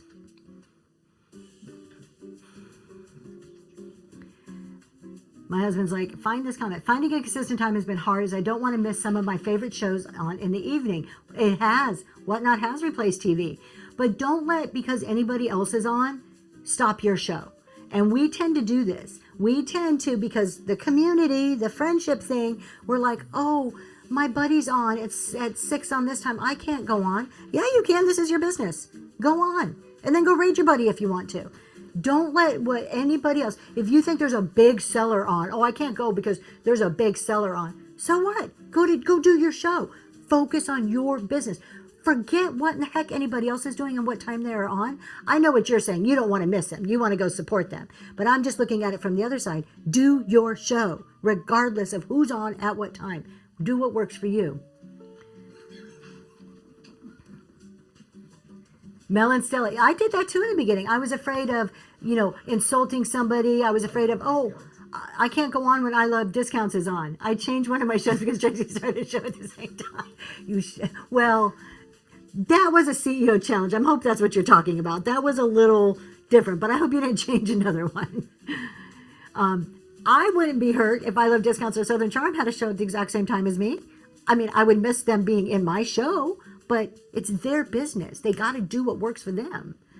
As soon as I post buyers only pay so much in shipping. Oh, let me go up. Hold on. I missed one first before that. I haven't done a show since the new shipping change. Any advice? Cheap deals all day? Yes. I would do it the exact same way you did it before if you weren't using flat rate. Make sure those settings. See how it works for you. Don't do over 5-pound items. The big, oversized, overweight items are costing a fortune now. That's my advice. And then do a show, analyze those numbers, and figure out if you need to change your settings. As soon as I post buyers only pay so much in shipping, will that give me the banner? Remember when vintage? Yes, if it's a $7.75 or less. So if you do reduced shipping at $7.75, that's when the banner will pop up or anything under that. Nicole Mary's like, I don't even go to the big sellers. I want small rooms. Been consistent every Wednesday for 6 months, changing the starting bid this show to see where I love that. And you guys don't change stuff too much. Here's one of the other mistakes that we have all made, myself included. I have been totally guilty of this. We hear a lot of advice on Whatnot. It's advice. Take all of it, even what I tell you, with a grain of salt, analyze it, fact check it, and then apply it to your business in the way that it fits or does not fit, right? So the part of that we mess up is that we hear so much and we're like, oh, I'm going to fix my starting bids. I'm going to change my time. I'm going to do this. I'm going to do that. And we make 5 or 6 changes at one time. You don't know what change either worked or didn't work. One of those change could have been great for you. The other change could have kicked you in the butt. And you won't know because you did them all at the same time. So, yes. So do one change, give it a little bit of time, see the results, and then make another change. So he's in her shop, Chicago, says that they don't watch Whatnot because there's too many commercials. So just a minute, a word from our sponsor. Oh my God. Y'all, Thank this is you. her Chicago shop. They are awesome. It is another husband and wife team, and they do sell amazing glass. Fairy lamps, y'all. Fairy lamps. I don't know if they have them now, but usually they do. I think that's one of their specialties. But they do have amazing stuff. So if you are a glass collector, there you go. Commercial break. Yes. Yeah, if you change every variable at the same time, you have no clue what happened. So glass king and queen. Yes, they are the glass people. All right, what else do we have? Just came in. I only sell from my shop. I have a 16-pound box to send that will fit into a large flat rate. Okay. Should I toggle on ground shipping? Okay, hold on. You have a 16-pound box to send that will fit into a large flat rate. If you're going to sell that in a show, yes, but also know that that flat rate fee, that setting is going to apply to everything in the show. If you're not going to sell that in a show, I would set up a custom profile for that in your shop so that the shipping is charged appropriately. It gets hard, and that's the other thing. Can I still get in charge 70? You can. You're only going to you're going to pay the difference. Your buyer will pay $7.75, but you're going to pay the difference up to that $12.99. So you can set ground and then flat rate at $7.75 reduced, and you're paying the difference, which could be okay. That's reduced shipping. Custom profile. Deb, I'm going to send you to I Love Discounts. If you're here, I Love Discounts. Please put yourself back in there. They do shipping. You set up a custom profile in your seller hub under shipping settings. I've only set up a couple. I'm going to try one this weekend, but it's seller hub, shipping settings. You can do a custom profile. They will actually bring it up on screen and walk you through step by step. They do a shipping show every Monday night at 5 p.m. So I highly suggest going in there, asking all the questions, and they will get down into the nitty gritty details with you. So custom profiles are for single items. You can do a custom profile that encompasses multiple items, but within a show, if item A has a custom profile and item B is just using normal Whatnot settings, they will not go in the same box. So if you have max shipping on and your customer buys item B at the normal whatever shipping settings you have, and it maxes out at $7.75, they've paid that, then they buy your custom profile, you're paying 100% for the custom profile if you have a max shipping on. I hope that makes sense. They don't go in the same box. A custom profile will never mix with your normal, regular shipping settings. Are we still able to choose regular priority for 1 to 5 pounds? You can. It's still available according to Whatnot. Whatnot said it's approximately $5 more than whatever the ground rate is. That's not an exact. They said approximately $5 more than whatever the ground rate is for that box. If a buyer buys a lot of items and goes way over 5 pounds, what would be? I understand about trying to stay under 5 pounds. However, if a buyer buys a lot of items that go, okay, Barn Dude, are we talking buyer pays all? I love this stuff. Thank you so much for the raid. Welcome in, Raiders! Grab your hats and step into Zoe's Treasures, where the relics aren't cursed. They are for sale. I love this stuff. Thank you for bringing everybody over. I hope you had a wonderful show. I'm Tracy. This is Zoe's Treasures. We're doing a chat and sell. We're talking a little bit about everything right now. Please stay, hang out. We're going to sell a couple items in a little bit. And I love this stuff. Please put in the box who you are, what you do, what you sell, anything else that you want people to know about you so that they can click on you and give you a follow. Thank you for coming over here. So if you're trying to stay back to Barn Dude, if I'm trying to stay under 5 pounds, if a buyer buys a lot of items, if you are doing buyer pays all, the incremental charges over 5 pounds will be charged to your buyer. You should be able to unbundle. It should cover the shipping. If you are doing reduced shipping, your buyer's only going to pay up to that reduced amount, and then all those incremental charges will be charged to you, either on the front end, depending on your settings, or when you adjust your box size and your weight on the back end. And the best move, again, it depends on what are you trying to, what's your goal, reduce shipping or buyer pays all. So it depends on where you're going with your shipping.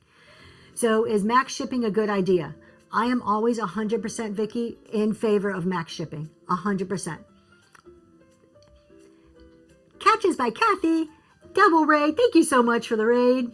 Welcome in, Raiders! Grab your hats and step into Zoe's Treasures, where the relics aren't cursed. They are for sale.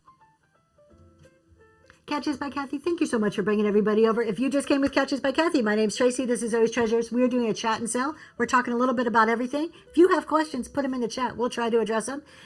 Catches by Kathy is freaking amazing, you guys. Highly recommend, 10 out of 10 recommend. Catches by Kathy, I hope your show is good. Put in the box who you are, what you do, what you sell, any other information so that we can click and follow you. Thank you so much. The shipping page you can print if you have a lot of shipments. Is that a good way to ship items at USPS? I never have more than 15 packages, I've heard. I never do a manifest. So you're talking about like printing the manifest. I don't do it. My post office doesn't care. I take them to the back door. They're really nice. They just let me dump them in a box, and I've never had a problem. So if anybody else uses a manifest and can give any good advice on that, please put your advice in the chat so that we can get some feedback on that. It's not something that I've used. Somebody asked about promotion along. There you go. So you got a lot of manifest. We just found out we can buy a label and import it to whatnot. Oh, his and her Chicago shop, but that's not for everybody, right? There's no announcement. Only certain people have UPS. There are some beta programs, specific sellers that have that. Not everybody. That is not I don't think that's a publicized thing unless they have an announcement that came out like in the last 24 hours. Because I do know a couple other that have UPS capabilities, but it is very far and few between, like a beta type program that's not open to the general public on whatnot. Manifest won't scan out all your packages. There you go. I did not know that. Thank you, Jules, about the banners and animations. That is all my husband's there. We're going to go back to promotions in a minute because somebody asked and we kind of glossed over it. But had a package yesterday exceed $500. Whatnot automatically requires. They do. Do you recommend sending that way or unbundle to avoid the need? No, just do the signature. Why not? It's only a couple of bucks. It's not bad. Just do it. It's a little more protection. Yes. Oh, somebody asked me about memberships too, a long time ago. So we will get to that. Is it important to scan my shipping with my phone? Yes. Yes. Always scan your shipping. Always. It's part of the process now for whatnot. Do your scans. If not, you're going to have a lot of late shipments. There's Catches by Kathy. So always scan it. Really? So was it a one-off, his and her Chicago shop? Because I know occasionally if there's like a really big item and you have just like a one-off, whatnot will work with you. If just not like every package, but they will if there's certain things. So maybe it was one of those. Okay, I want to talk really quick. Somebody asked about promoting. His and her Chicago shop says if they promote, they find it worth it. Yeah, first time. Okay, so that's probably what it was. That's cool. Yeah, they try. Look, they try. Whatnot knows that we want to ship big things. They know this. They're working on it. His and her Chicago shop says they do promotions. They like it. I know Daisy Lane talks a lot in her chat shows about her use of promotions, and she's had success with it. I've also heard from others on the other side that they don't. I personally tried an experiment with promotions, and it's not that I didn't see some good results. So let's put this in perspective. I took 3 shows that were similar, non-promoted, then 3 shows that were similar that were promoted, and I compared the results, dug into all the numbers. I found, did I get more people in my room? Yeah, I got a few more people in my room. Did I have a few more sales? Sure, had a few more sales. A few more new buyers? Sure. All of that was true. My problem with the promotions was the report that Whatnot gives you, there's no support for the numbers. They just give you these numbers. And when I started digging into them and analyzing the numbers, they were not making sense. It wasn't adding up. I also noticed that I was getting larger numbers of new first-time buyers on my own organically than I did with a promote. If I can organically get first-time people in my room, why do I need to promote? It didn't make sense for me. That does not mean that it doesn't make sense for everybody else. I'm very analytical and I want to understand when you say that you put my show in front of 4,000 people and there was only 2,000 in vintage at the time of my show, who are you putting my show in front of? When you can't give me those answers, I'm not going to keep paying for that service. I Love Discount says, we had Whatnot count people as purchasing via the promotion when they were already in the room buying before you even started. These are the things that made me question and decide ultimately that I will not promote anymore. I can't tell you, yes, it's good or no, it's bad. There are very different trains of thought. So what I suggest, hear what people say. Go listen to his and her Chicago shop. Listen to Daisy Lane. Hear me. Hear I Love Discounts. Maybe try a promotion. Look at the information for yourself. And then take all of that into consideration to make a decision on what would be the best course of action for your business. Thoughts on promoting somebody else's show? Why? I'd rather tip them. I agree. Tip the host. Don't promote their show. It really doesn't do anything for them. You're just putting more money in Whatnot's pocket. If you want to really do something good for your host, buy their item they're selling, or tip them, or engage in their chat. You don't even have, it doesn't even have to be financial. Come in the room and talk. Help keep the engagement up. That's a blessing to anybody running a show. Any person doing a show will highly appreciate you engaging nicely in their chat. Chance spots her thought. No. Yeah, and is it outrageous? I've never promoted somebody else in that way because I've never saw value in it.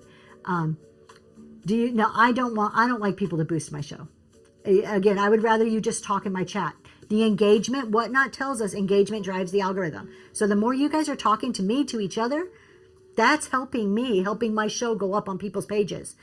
So that's a benefit to me. I appreciate that. Yeah, engagement all the way. Okay, somebody asked about memberships. I'm going to touch on this. I'm going to preference this with, this is my personal opinion. Take it with a grain of salt. This is not, facts, research, nothing. This is Tracy's opinion. I am not a fan of off-platform memberships. I am not a fan of buy something here and then you can go somewhere else and get a sponsorship for something. Yes, thank you, my love. Thank you. I see it. I'm going to get to it as soon as I'm done with this thought. I think when you send somebody off platform, that's against terms of service flat out. You can buy something here for a low cost. It takes you to their private website where then you have to buy a sponsorship or a paid membership for it. To me, that's kind of switch and bait. It's kind of sneaky. It's diverting sales off the platform, and I don't feel that this is what our platform was made for. And when you're diverting sales off the platform, it's against terms of service. I'm not for it. So there's his and her Chicago shop with some information on promotions. And again, two sides of the fence. I really highly suggest everybody just kind of gather all of the information because there's good and bad for the promotions. I agree. It gets lonely when no one talks back to me, but I keep talking. Any suggestions for more chat engagement? Besides questions? No. Think about the questions you're asking, though. I couldn't get people to talk for the longest time in my shows. Part of it is, particularly if you are newer, they don't know you. They don't know your sense of humor. They don't know if it's safe to joke with you. They're feeling you out. So they're not going to be super talkative, right? So some of it is just being yourself and letting them see you, letting them see your sense of humor, whatever it is that makes you unique so they can get to know you and feel comfortable in your room. The other side is ask open-ended questions, not just yes or no's, ask open-ended. And if all else fails, go back to the general If all else fails, I need squishy balls. I do have a Nerf gun. I do, y'all. If all else fails, ask where are they from. Do the standard. I don't like the standard questions. I like more unique questions. Ask about your items. Oh yes, stop it. I'm only allowed to shoot him. Icebreaker games. There you go. Kept the chat rolling. There. Thank you, Daisy Lane. That's a great one. Come up with a game that you can play. I would mix letters up and say, okay, what do these letters make? Here's some letters. We have, I think I used Scrabble letters or cardboard. I forget what I used. And I'm like, okay, here's a bunch of letters. What word? First person to guess a word gets to pick the item I'm going to run for $1. This was before I was running dollar starts or whatever the next item I run. That was the prize. If you guess the word, you're going to tell me what to run next. So you can engage him like that. Do choice. And then when you do choice, be like, why did you pick that one? Once the winner picks their item, tell me why. Especially if you had 3 different items. So think of unique ways to get people talking. I have asked ketchup or mustard on a hot dog. There you go. Come on. Go to ChatGPT and say, give me a list of unique questions. Or go to ChatGPT and say, here's the items I'm selling. What kind of questions can I ask about these items? Now you're getting them engaged with what you're selling, which is even better. You just got to keep at it sometimes. I talked for months, and I would just be in tears after shows. Nobody's talking to me. It does happen. Sometimes it's slow. It is the luck of the draw. We all see it. I said this earlier. Some people come on here, they're super charismatic, and they just draw people in, and their chats are popping. Others, some of us have to work at it, and it may take time. I was a take time person. Took me a long time before people would talk in my room. It really does. But any question you ask, you be prepared to answer. Every question. You will notice that when I'm going through like my official talk shows, like my business ones on Friday morning, any question I ask, I'll wait a second. And when I start to see a little bit of response, I'll be like, here's my answer. Here's what I would always be ready to answer your own question. Thoughts on dollar starts versus $5 starts. I'm a big proponent for dollar starts, but my official recommendation as a whatnot seller is go as low and even as you are comfortable. If $5 is as much as you can stomach, then do $5 across the board. Pricing, it's not funny the 10th time you do it. Pricing should be even across the board, particularly for more common items, even across the board, and as low as you possibly can go.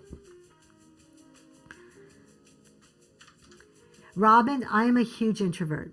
If I can go back and show you guys shows from 3 years ago, I am a huge introvert. By the time these shows are done, I'm drained. I need to regroup. I need to take a breath, have a little quiet time. You know what? Here, this is something that I think, Noel, do you offer free shipping? If you have a hard time talking, get a picture of somebody that you love or somebody that you're comfortable with. Sister, best friend, husband, somebody that you could chit chat with. Put that picture where you can see it and just pretend that's who you're talking to. Talk to somebody you're comfortable talking to, even if it's only a picture of them. It does help. Psychologically, it helps get through those moments. You're an extrovert, and when they engage, it doesn't get you. Yeah. Yes, I love discounts. Yes, you may, of course, always. I'm going to talk about something, and I love discounts. Going to put it in the chat for me. I do want to talk really quick about a community here on Whatnot that is a true community. So it is Watering the Seeds community. This is not a paid thing. There's no memberships to pay for. It is just a group of people. We have chat rooms on Whatnot, like DM, messages that we support each other. I'll get to even pricing, K-Pot. And we support each other. We will go into each other's rooms. It's not anything that's super organized. It's organized, but it's not time consuming. I'm slaughtering the whole description. Go see Forgotten Memories and Coastal Peacock. If you're interested in joining just a group of people who want to be friends with each other, it is just a way for us to get to know each other in an easy way, manner. There you go. Forgotten Memories or Coastal. If you guys are in here, please fix what I just screwed up. A big promise is to go into empty shows and keep the sellers engaged in the chat moving. There you go. Thank you. I love discounts. Okay, even pricing. K-pot. When you go into a room, I use this example frequently. If you go into a room and the seller's in there and the seller goes, okay, we're going to run this for $5, and they run it, they describe it, they do their thing, and then they pick something else up and they're like, we're going to run this one for $5. Mimi, I Love Discounts will tag them again and where you go. $5. Okay, cool. And then another item. Pretend that there's new items. They pick another one up. $5. And then the next one. Okay, $20.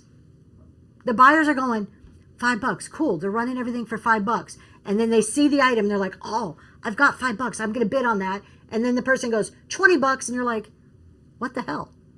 You were just doing $5. Even pricing, one, reduces the barrier to buying. The lower the price is, reduces the barrier for the buyer to make that first bid. Two, it provides a comfort to the buyers. It provides a psychological safety net that everything is one price.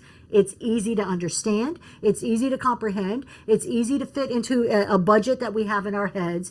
It makes it easier for the buyer to bid psychologically, to get past the initial swiping of their finger. Go into any show with pricing all over the board and go. I love you. I gotta keep reminding. I love him. Go into any show that has pricing across the board. This is the biggest mistake. I'm telling you guys, you don't have to do this, but there are a lot of people who will back me up on this one. During the CEO Challenge, this is the one thing we drive into people's heads every single show is even pricing. You can go into a show, go find a couple of new sellers. Find a seller who is doing even pricing across the board. Find a seller who's doing prices all over the board. Watch them for 3 months. I will guarantee you, if all things remaining equal, consistent shows, similar type of products, they're doing the thing like they're supposed to be doing the thing, the one with the even pricing will rise a little bit faster than the one that has pricing all over the board. People like consistency, consistent pricing. Why do you think the dollar store is so freaking famous? Besides it being $1, it's all $1. You know what to expect. $1. I usually sell everything. Yep. If you consistently do dollar starts, do you load your more expensive items? I do not. Everything goes for $1. Now, I say that. I used to do reverse auctions where I would have more bougier, higher value items that I would start high and come down low on. Those weren't dollars. Those were a different format. I haven't done one in a while, and I do not have any scheduled as of now. I'm on the fence if I want to do those anymore or not. If I do, it's going to be more of an event type show. But everything is $1. Everything is $1. Because why? I don't determine the value. I have a price in my head that I reasonably expect based on all the factors going on in the world, right? But I don't value it because I can pull anything out, and I'll show you for an example right here. When you start valuing your items and telling people what they're worth, you're going to be wrong. 50% of the time at least. And I'm going to give you a perfect example. Mamas, yes, that was a perk of the marriage. The tax write-off. Plus, she does the taxes too. We have a glass owl here. Okay, this one is Princess House Glass Owl. Everybody right now, I'm going to let you see it. It is a gorgeous glass owl, beautiful, mint condition with the Princess House sticker. How much is this worth to you? Everybody put in the chat, how much is that owl worth to you? If you were to pay, if you wanted this owl. 5, 12, 8, 3, 5, 5, 2, 10. Don't like owls. Don't even want it. 25. Southern Charm, not for 10. Okay? This is the problem with you determining the pricing on everything. You can see right here, I know it's a small sample of people. Whatever price I had in my head, I'm not going to, how many people is my price going to match up to? It doesn't matter.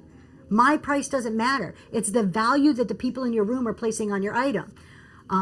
Would you run a one-of-a-kind piece for $1? I have run one-of-a-kind. Well, I don't know if I've ever actually had a one-of-a-kind. I mean, I've had like hand-painted things that would be one-of-a-kind. Yes, I run everything for $1. Michelle, thank you so much. Have a great day. Thank you, Michelle. Have a good day. I'm going to go ahead and run this one right now for $1. Princess House Glass Owl, running for $1.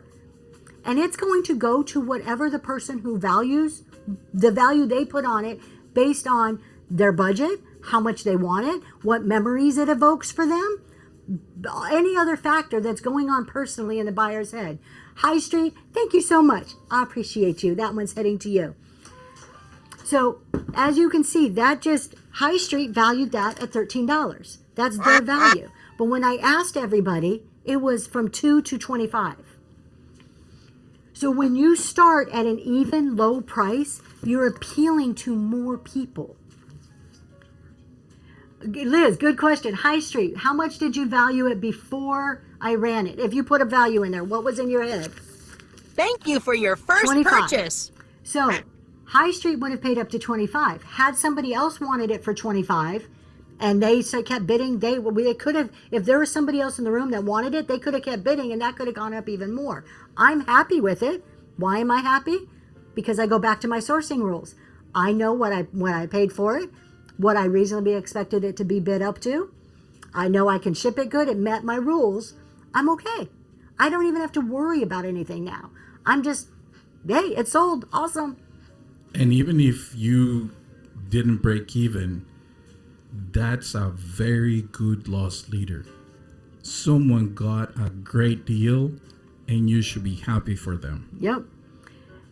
Now, if I would have, because there's a comment, I don't know if I'm reading it right, but she might have valued it at a higher price and paid that if you ran it. And if I ran it for 25, Dream Fuel Designs, if I would have ran that for 25, there was only, I think I saw 2 people when they put the prices in that valued it at 25, 2 out of about what, 20. I would have then excluded 18 people who may have wanted that item and only had 2. So my chances of selling it would have been significantly lower. In addition, somebody in their head who might value it at 20 and somebody else values it at 25. If I put it in for, let's just say somebody has it valued at 20. I start it low. They're going to bid on it.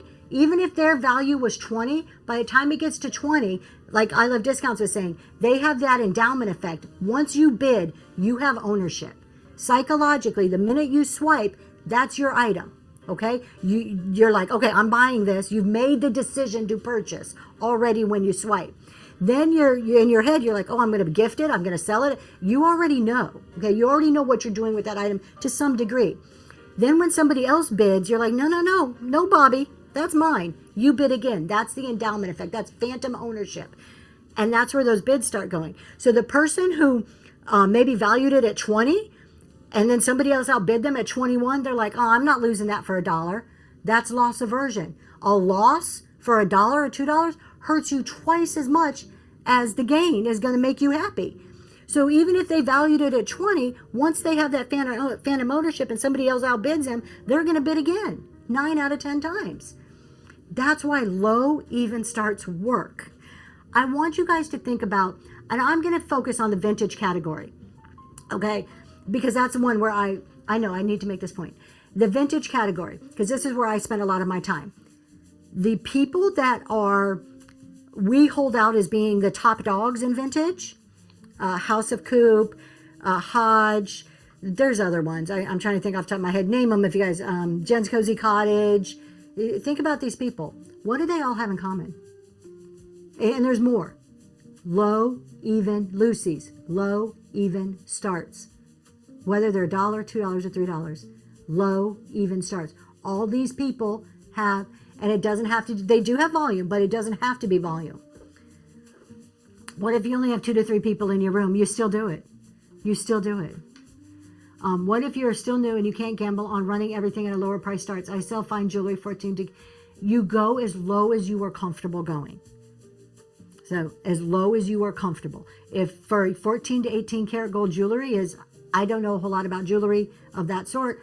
If it's $20 starts, then make it 20. Do as low and even as you are comfortable. And if you only have 2 or 3 people, this goes back to the theory. You don't need the people before the low starts. You need the low starts will bring the people. Field the dreams.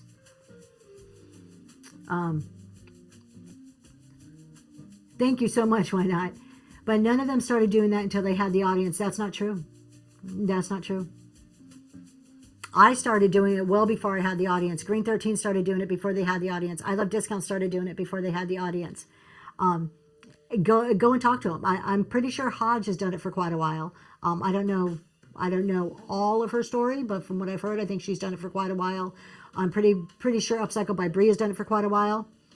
Quality and consistency will bring. They will, yeah. If you're combining again, reduce shipping, dollar starts, low starts. Those are tools of a bigger picture. You cannot undermine the quality and the consistency that his and her Chicago shop is pointing out. Liz says, I did it when coming back from a break. It will jump started my, there you go, what Liz likes. Coming back from a long break, like a 6-month break or something. So basically starting again. If I usually sell jewelry and occasionally have a watch show, same time slot, is that a mistake? No, I don't think so. I don't think so. As long as you're talking about it, it becomes a regular thing and people know what to expect. I don't think so at all. Go watch Green 13. He does that. He has a certain day he does watches, but in my opinion, I don't think that would matter. Today, he's doing watches today. And if you have tech issues, run a private show before you go on live. Double check your tech. Because otherwise, you're going to end up failing with the show. Yep. You guys, look at this. I Love Discounts. We started dollar starts and max shipping from day one. Again, I would say give it a few shows, but they did it from day one with 3 followers. How fast did you grow? Like within a month, I Love Discounts, how many sales and followers did you have? I mean, ballpark. I don't know if you probably know exact, but it was significant within a month. You're doing max shipping. Does that come off the total of your sales? Yes, it does. So it is taken out of your ledger immediately when that sale happens. And then any adjustments you make are taken out when you're doing the shipping, when you're changing box sizes and weights. There, look at that. Shiny Squirrel says, curated and caffeinated, didn't do it for the first month, then did and became premiered 2 months later. I know it's it is a very hard hurdle to overcome in our reseller thinking and the way we think about pricing. But the benefits of it, like I can't even put into words the benefits and what it'll do for your business. You have to have a tolerance to risk. Will you lose money on some items? 100%. I want to direct you guys. We're going to talk about this concept in depth from 3 different perspectives on Sunday night at the Reselling Roundtable. I would love for all of you guys to come join in. And if you can't be there, we're on Spotify, Apple Podcast. So Sunday night, YouTube, 6:30 p.m. I Love Discounts, Green 13 and myself. We do a podcast. This week's topic is, I don't know how we titled it, but it is about shipping and pricing. And actually kind of scary, makes sense, but it is scary. Look, Daisy Lane says this, and I totally agree. There is nothing more scary than doing this. You go here and you pick something up. You guys, I only have 2 things left. Let's run these last 2 things and I'll show you. Let's just pretend that this is a $300 swung vase. YouTube, Kate. We're going to pretend that this beautiful glass duck, look at how cute. Oh, no signal. Nope, that's not it. That's the podcast right there, you guys. But does it glow? This one doesn't glow. I don't have glowers today. Okay. Look at this duck. We're going to pretend that this is a gorgeous swung vase. When I just sold a swung vase on Monday. When I stick a swung vase up here and I say I'm going to ship it for $4.50 and or free, and I'm starting it at $1, my heart is about to beat out of my chest. I'm not going to lie to you. I sit there and I am like, oh my goodness. Like, am I crazy? I'm selling all birds today. It is scary as all get out. It's also exciting. It's exhilarating. And at the same time, I made my decision at sourcing. So as scary as and excited and all those feelings going through me, I made my decision at sourcing. I'm okay with whatever happens in the show. I don't have to worry about it. We're going to go ahead and run this cutie pie here. Solid glass duck. No marks on the bottom, so I do not know who makes it. No chips or cracks. Running right now. It's probably at least 6 inches tall. Oh, 6.5. Look at that. Get a little extra. Running right now. Thank you so much, you guys. I appreciate it. And then we only have one more really cool item. K-Pot, yes. Whatnot, what it'll do is it'll put them alphabetically. Shalom, y'all. Thank you so much. All right, we're going to run the last item of that I have up here. Mondays and Wednesdays, I only pick a handful of things to sell. We're starting to theme. But you guys look at this. Okay, K-Bot, you may list them the way you want to start them. And when you go into your show, Whatnot will relist them alphabetically. So it'll sort them alphabetically. Most likely. K-Pot, you need to put numbers in front of them for your auction. For when you're pre-listing them and you want them in a certain order, you need to number them so they stay in that order. 6:30 p.m. fabric. Okay, this is our last item. Look at this. This is actually a salt shaker. He has holes at the top. Look at the holes with the Yes, Eastern Standard. Eastern, yes. Has the plug. And then you have, like, you could put all of your pepper in here. Or I guess maybe you put pepper here and put salt in here. But this is for salt and pepper. Adorable to look at. I'll turn it around so you can see there is nothing wrong with it. Made in Japan. Salt and pepper. Running right now. Very unique one. You can like pinch your salt out. Shake a little pepper.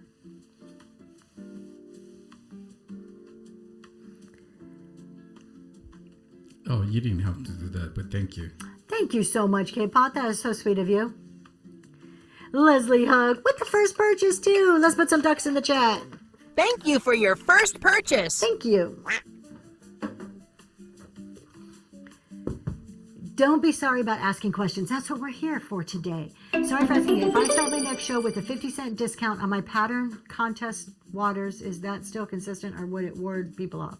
I'm not sure what you're asking. Let me read this again. With a 50-cent discount on my patterns. Oh, sorry, I'm busy. I heard a seller in Mimi's. I'll answer that in a second. I'm not sure what you're asking. Are you talking about using a coupon for a discount? Or just lowering your price by 50 cents? When I say even, low and even, it's as low as you can go and one price across the board. Mimi's, there's a lot of misinformation going around. What they meant to say is that if you're looking for a search engine to locate your item, then probably numbering is not the best way to start. But if you want to start in a certain order, number is the best way to address the title of your items. And I want to expand on this. There is a seller, I don't name names, that gives specifically information that says do not put a number at the beginning of your pre-listed items.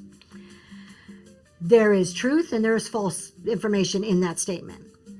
The truth of it is, like my husband said, if you are listing for the marketplace, if you're listing for your bin, not pre-listed auction, okay? If you're listing for the marketplace or listing for the bin, you do want to lead with your SEO keywords, okay? Having a number there doesn't make sense.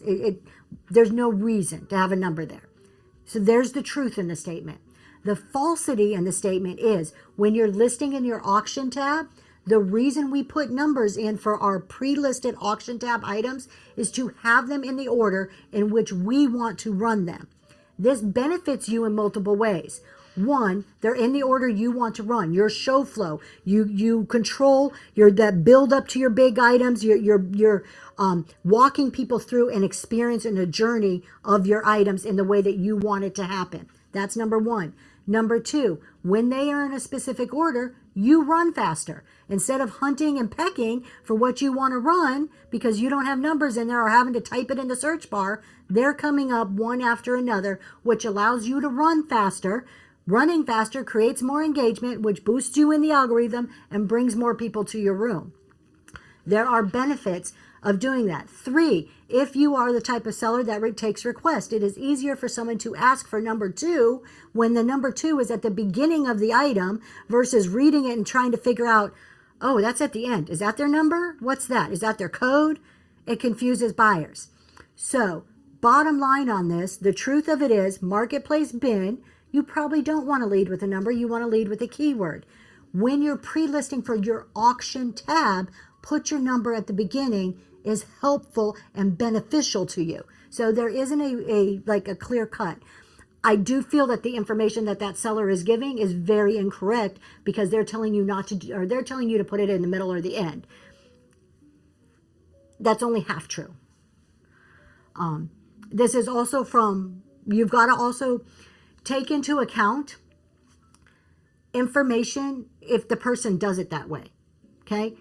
That person giving that information doesn't pre-list.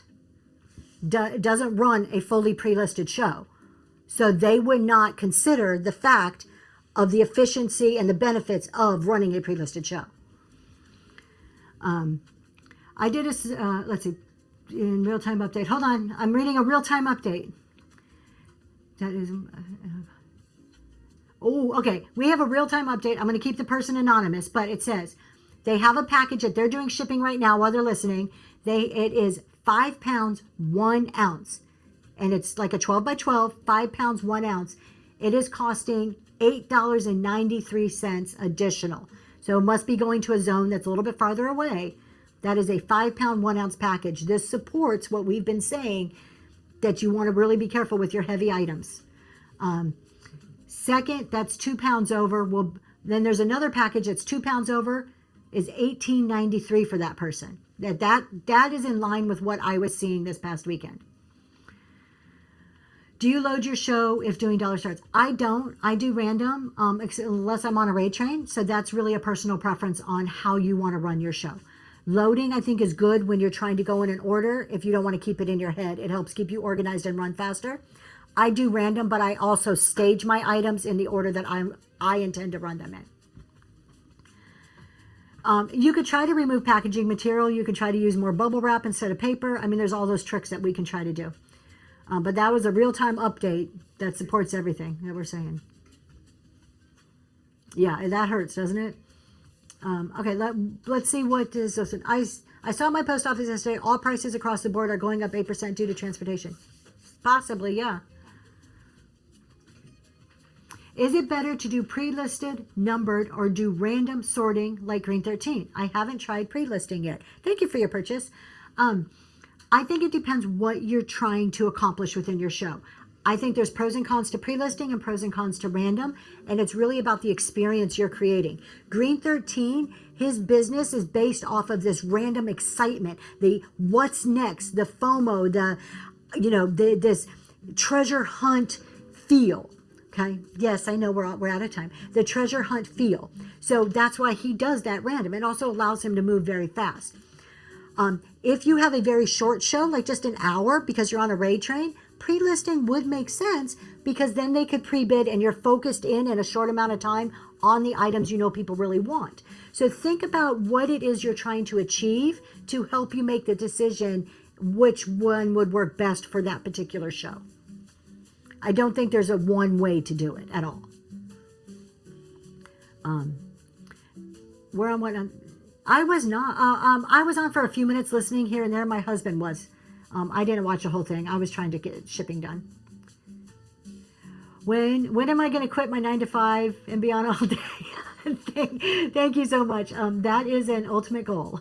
That is a goal. We're working on it. I saw your comment, Kat Daniels. It was a good comment or a good question, and they were not answering every single one of them. They tried. Yeah, those shows get so busy, it's hard for them to answer. But you guys, I do have to go. Speaking of my 9 to 5, I do have to get to it. It is a work day for me today. So we are going to wrap up. I appreciate all of you being here. Thank you so much for your engagement. Absolutely, these shows would not be a success for me in my eyes if it wasn't for all of you being here, listening, talking, or just lurking even. So thanks for being here. We're going to be back on Friday. So Thursday is my day off for right now. We'll be back on Friday morning, 7 a.m. And Friday, we are talking about inventory decisions that support cash flow. Kind of fits. All right, you guys, let's see who we're going to go raid. I'm going to send you to a person who just started being a 100% whatnot. Oh, They I know where we're are going. starting today. Today is their first show at 100% Hey, Sassy. selling. Good morning, Sassy. Good morning. Throw some ducks in the chat when we get there. Let her know that we're coming over from Zoe's Treasures. Have a good day, everybody.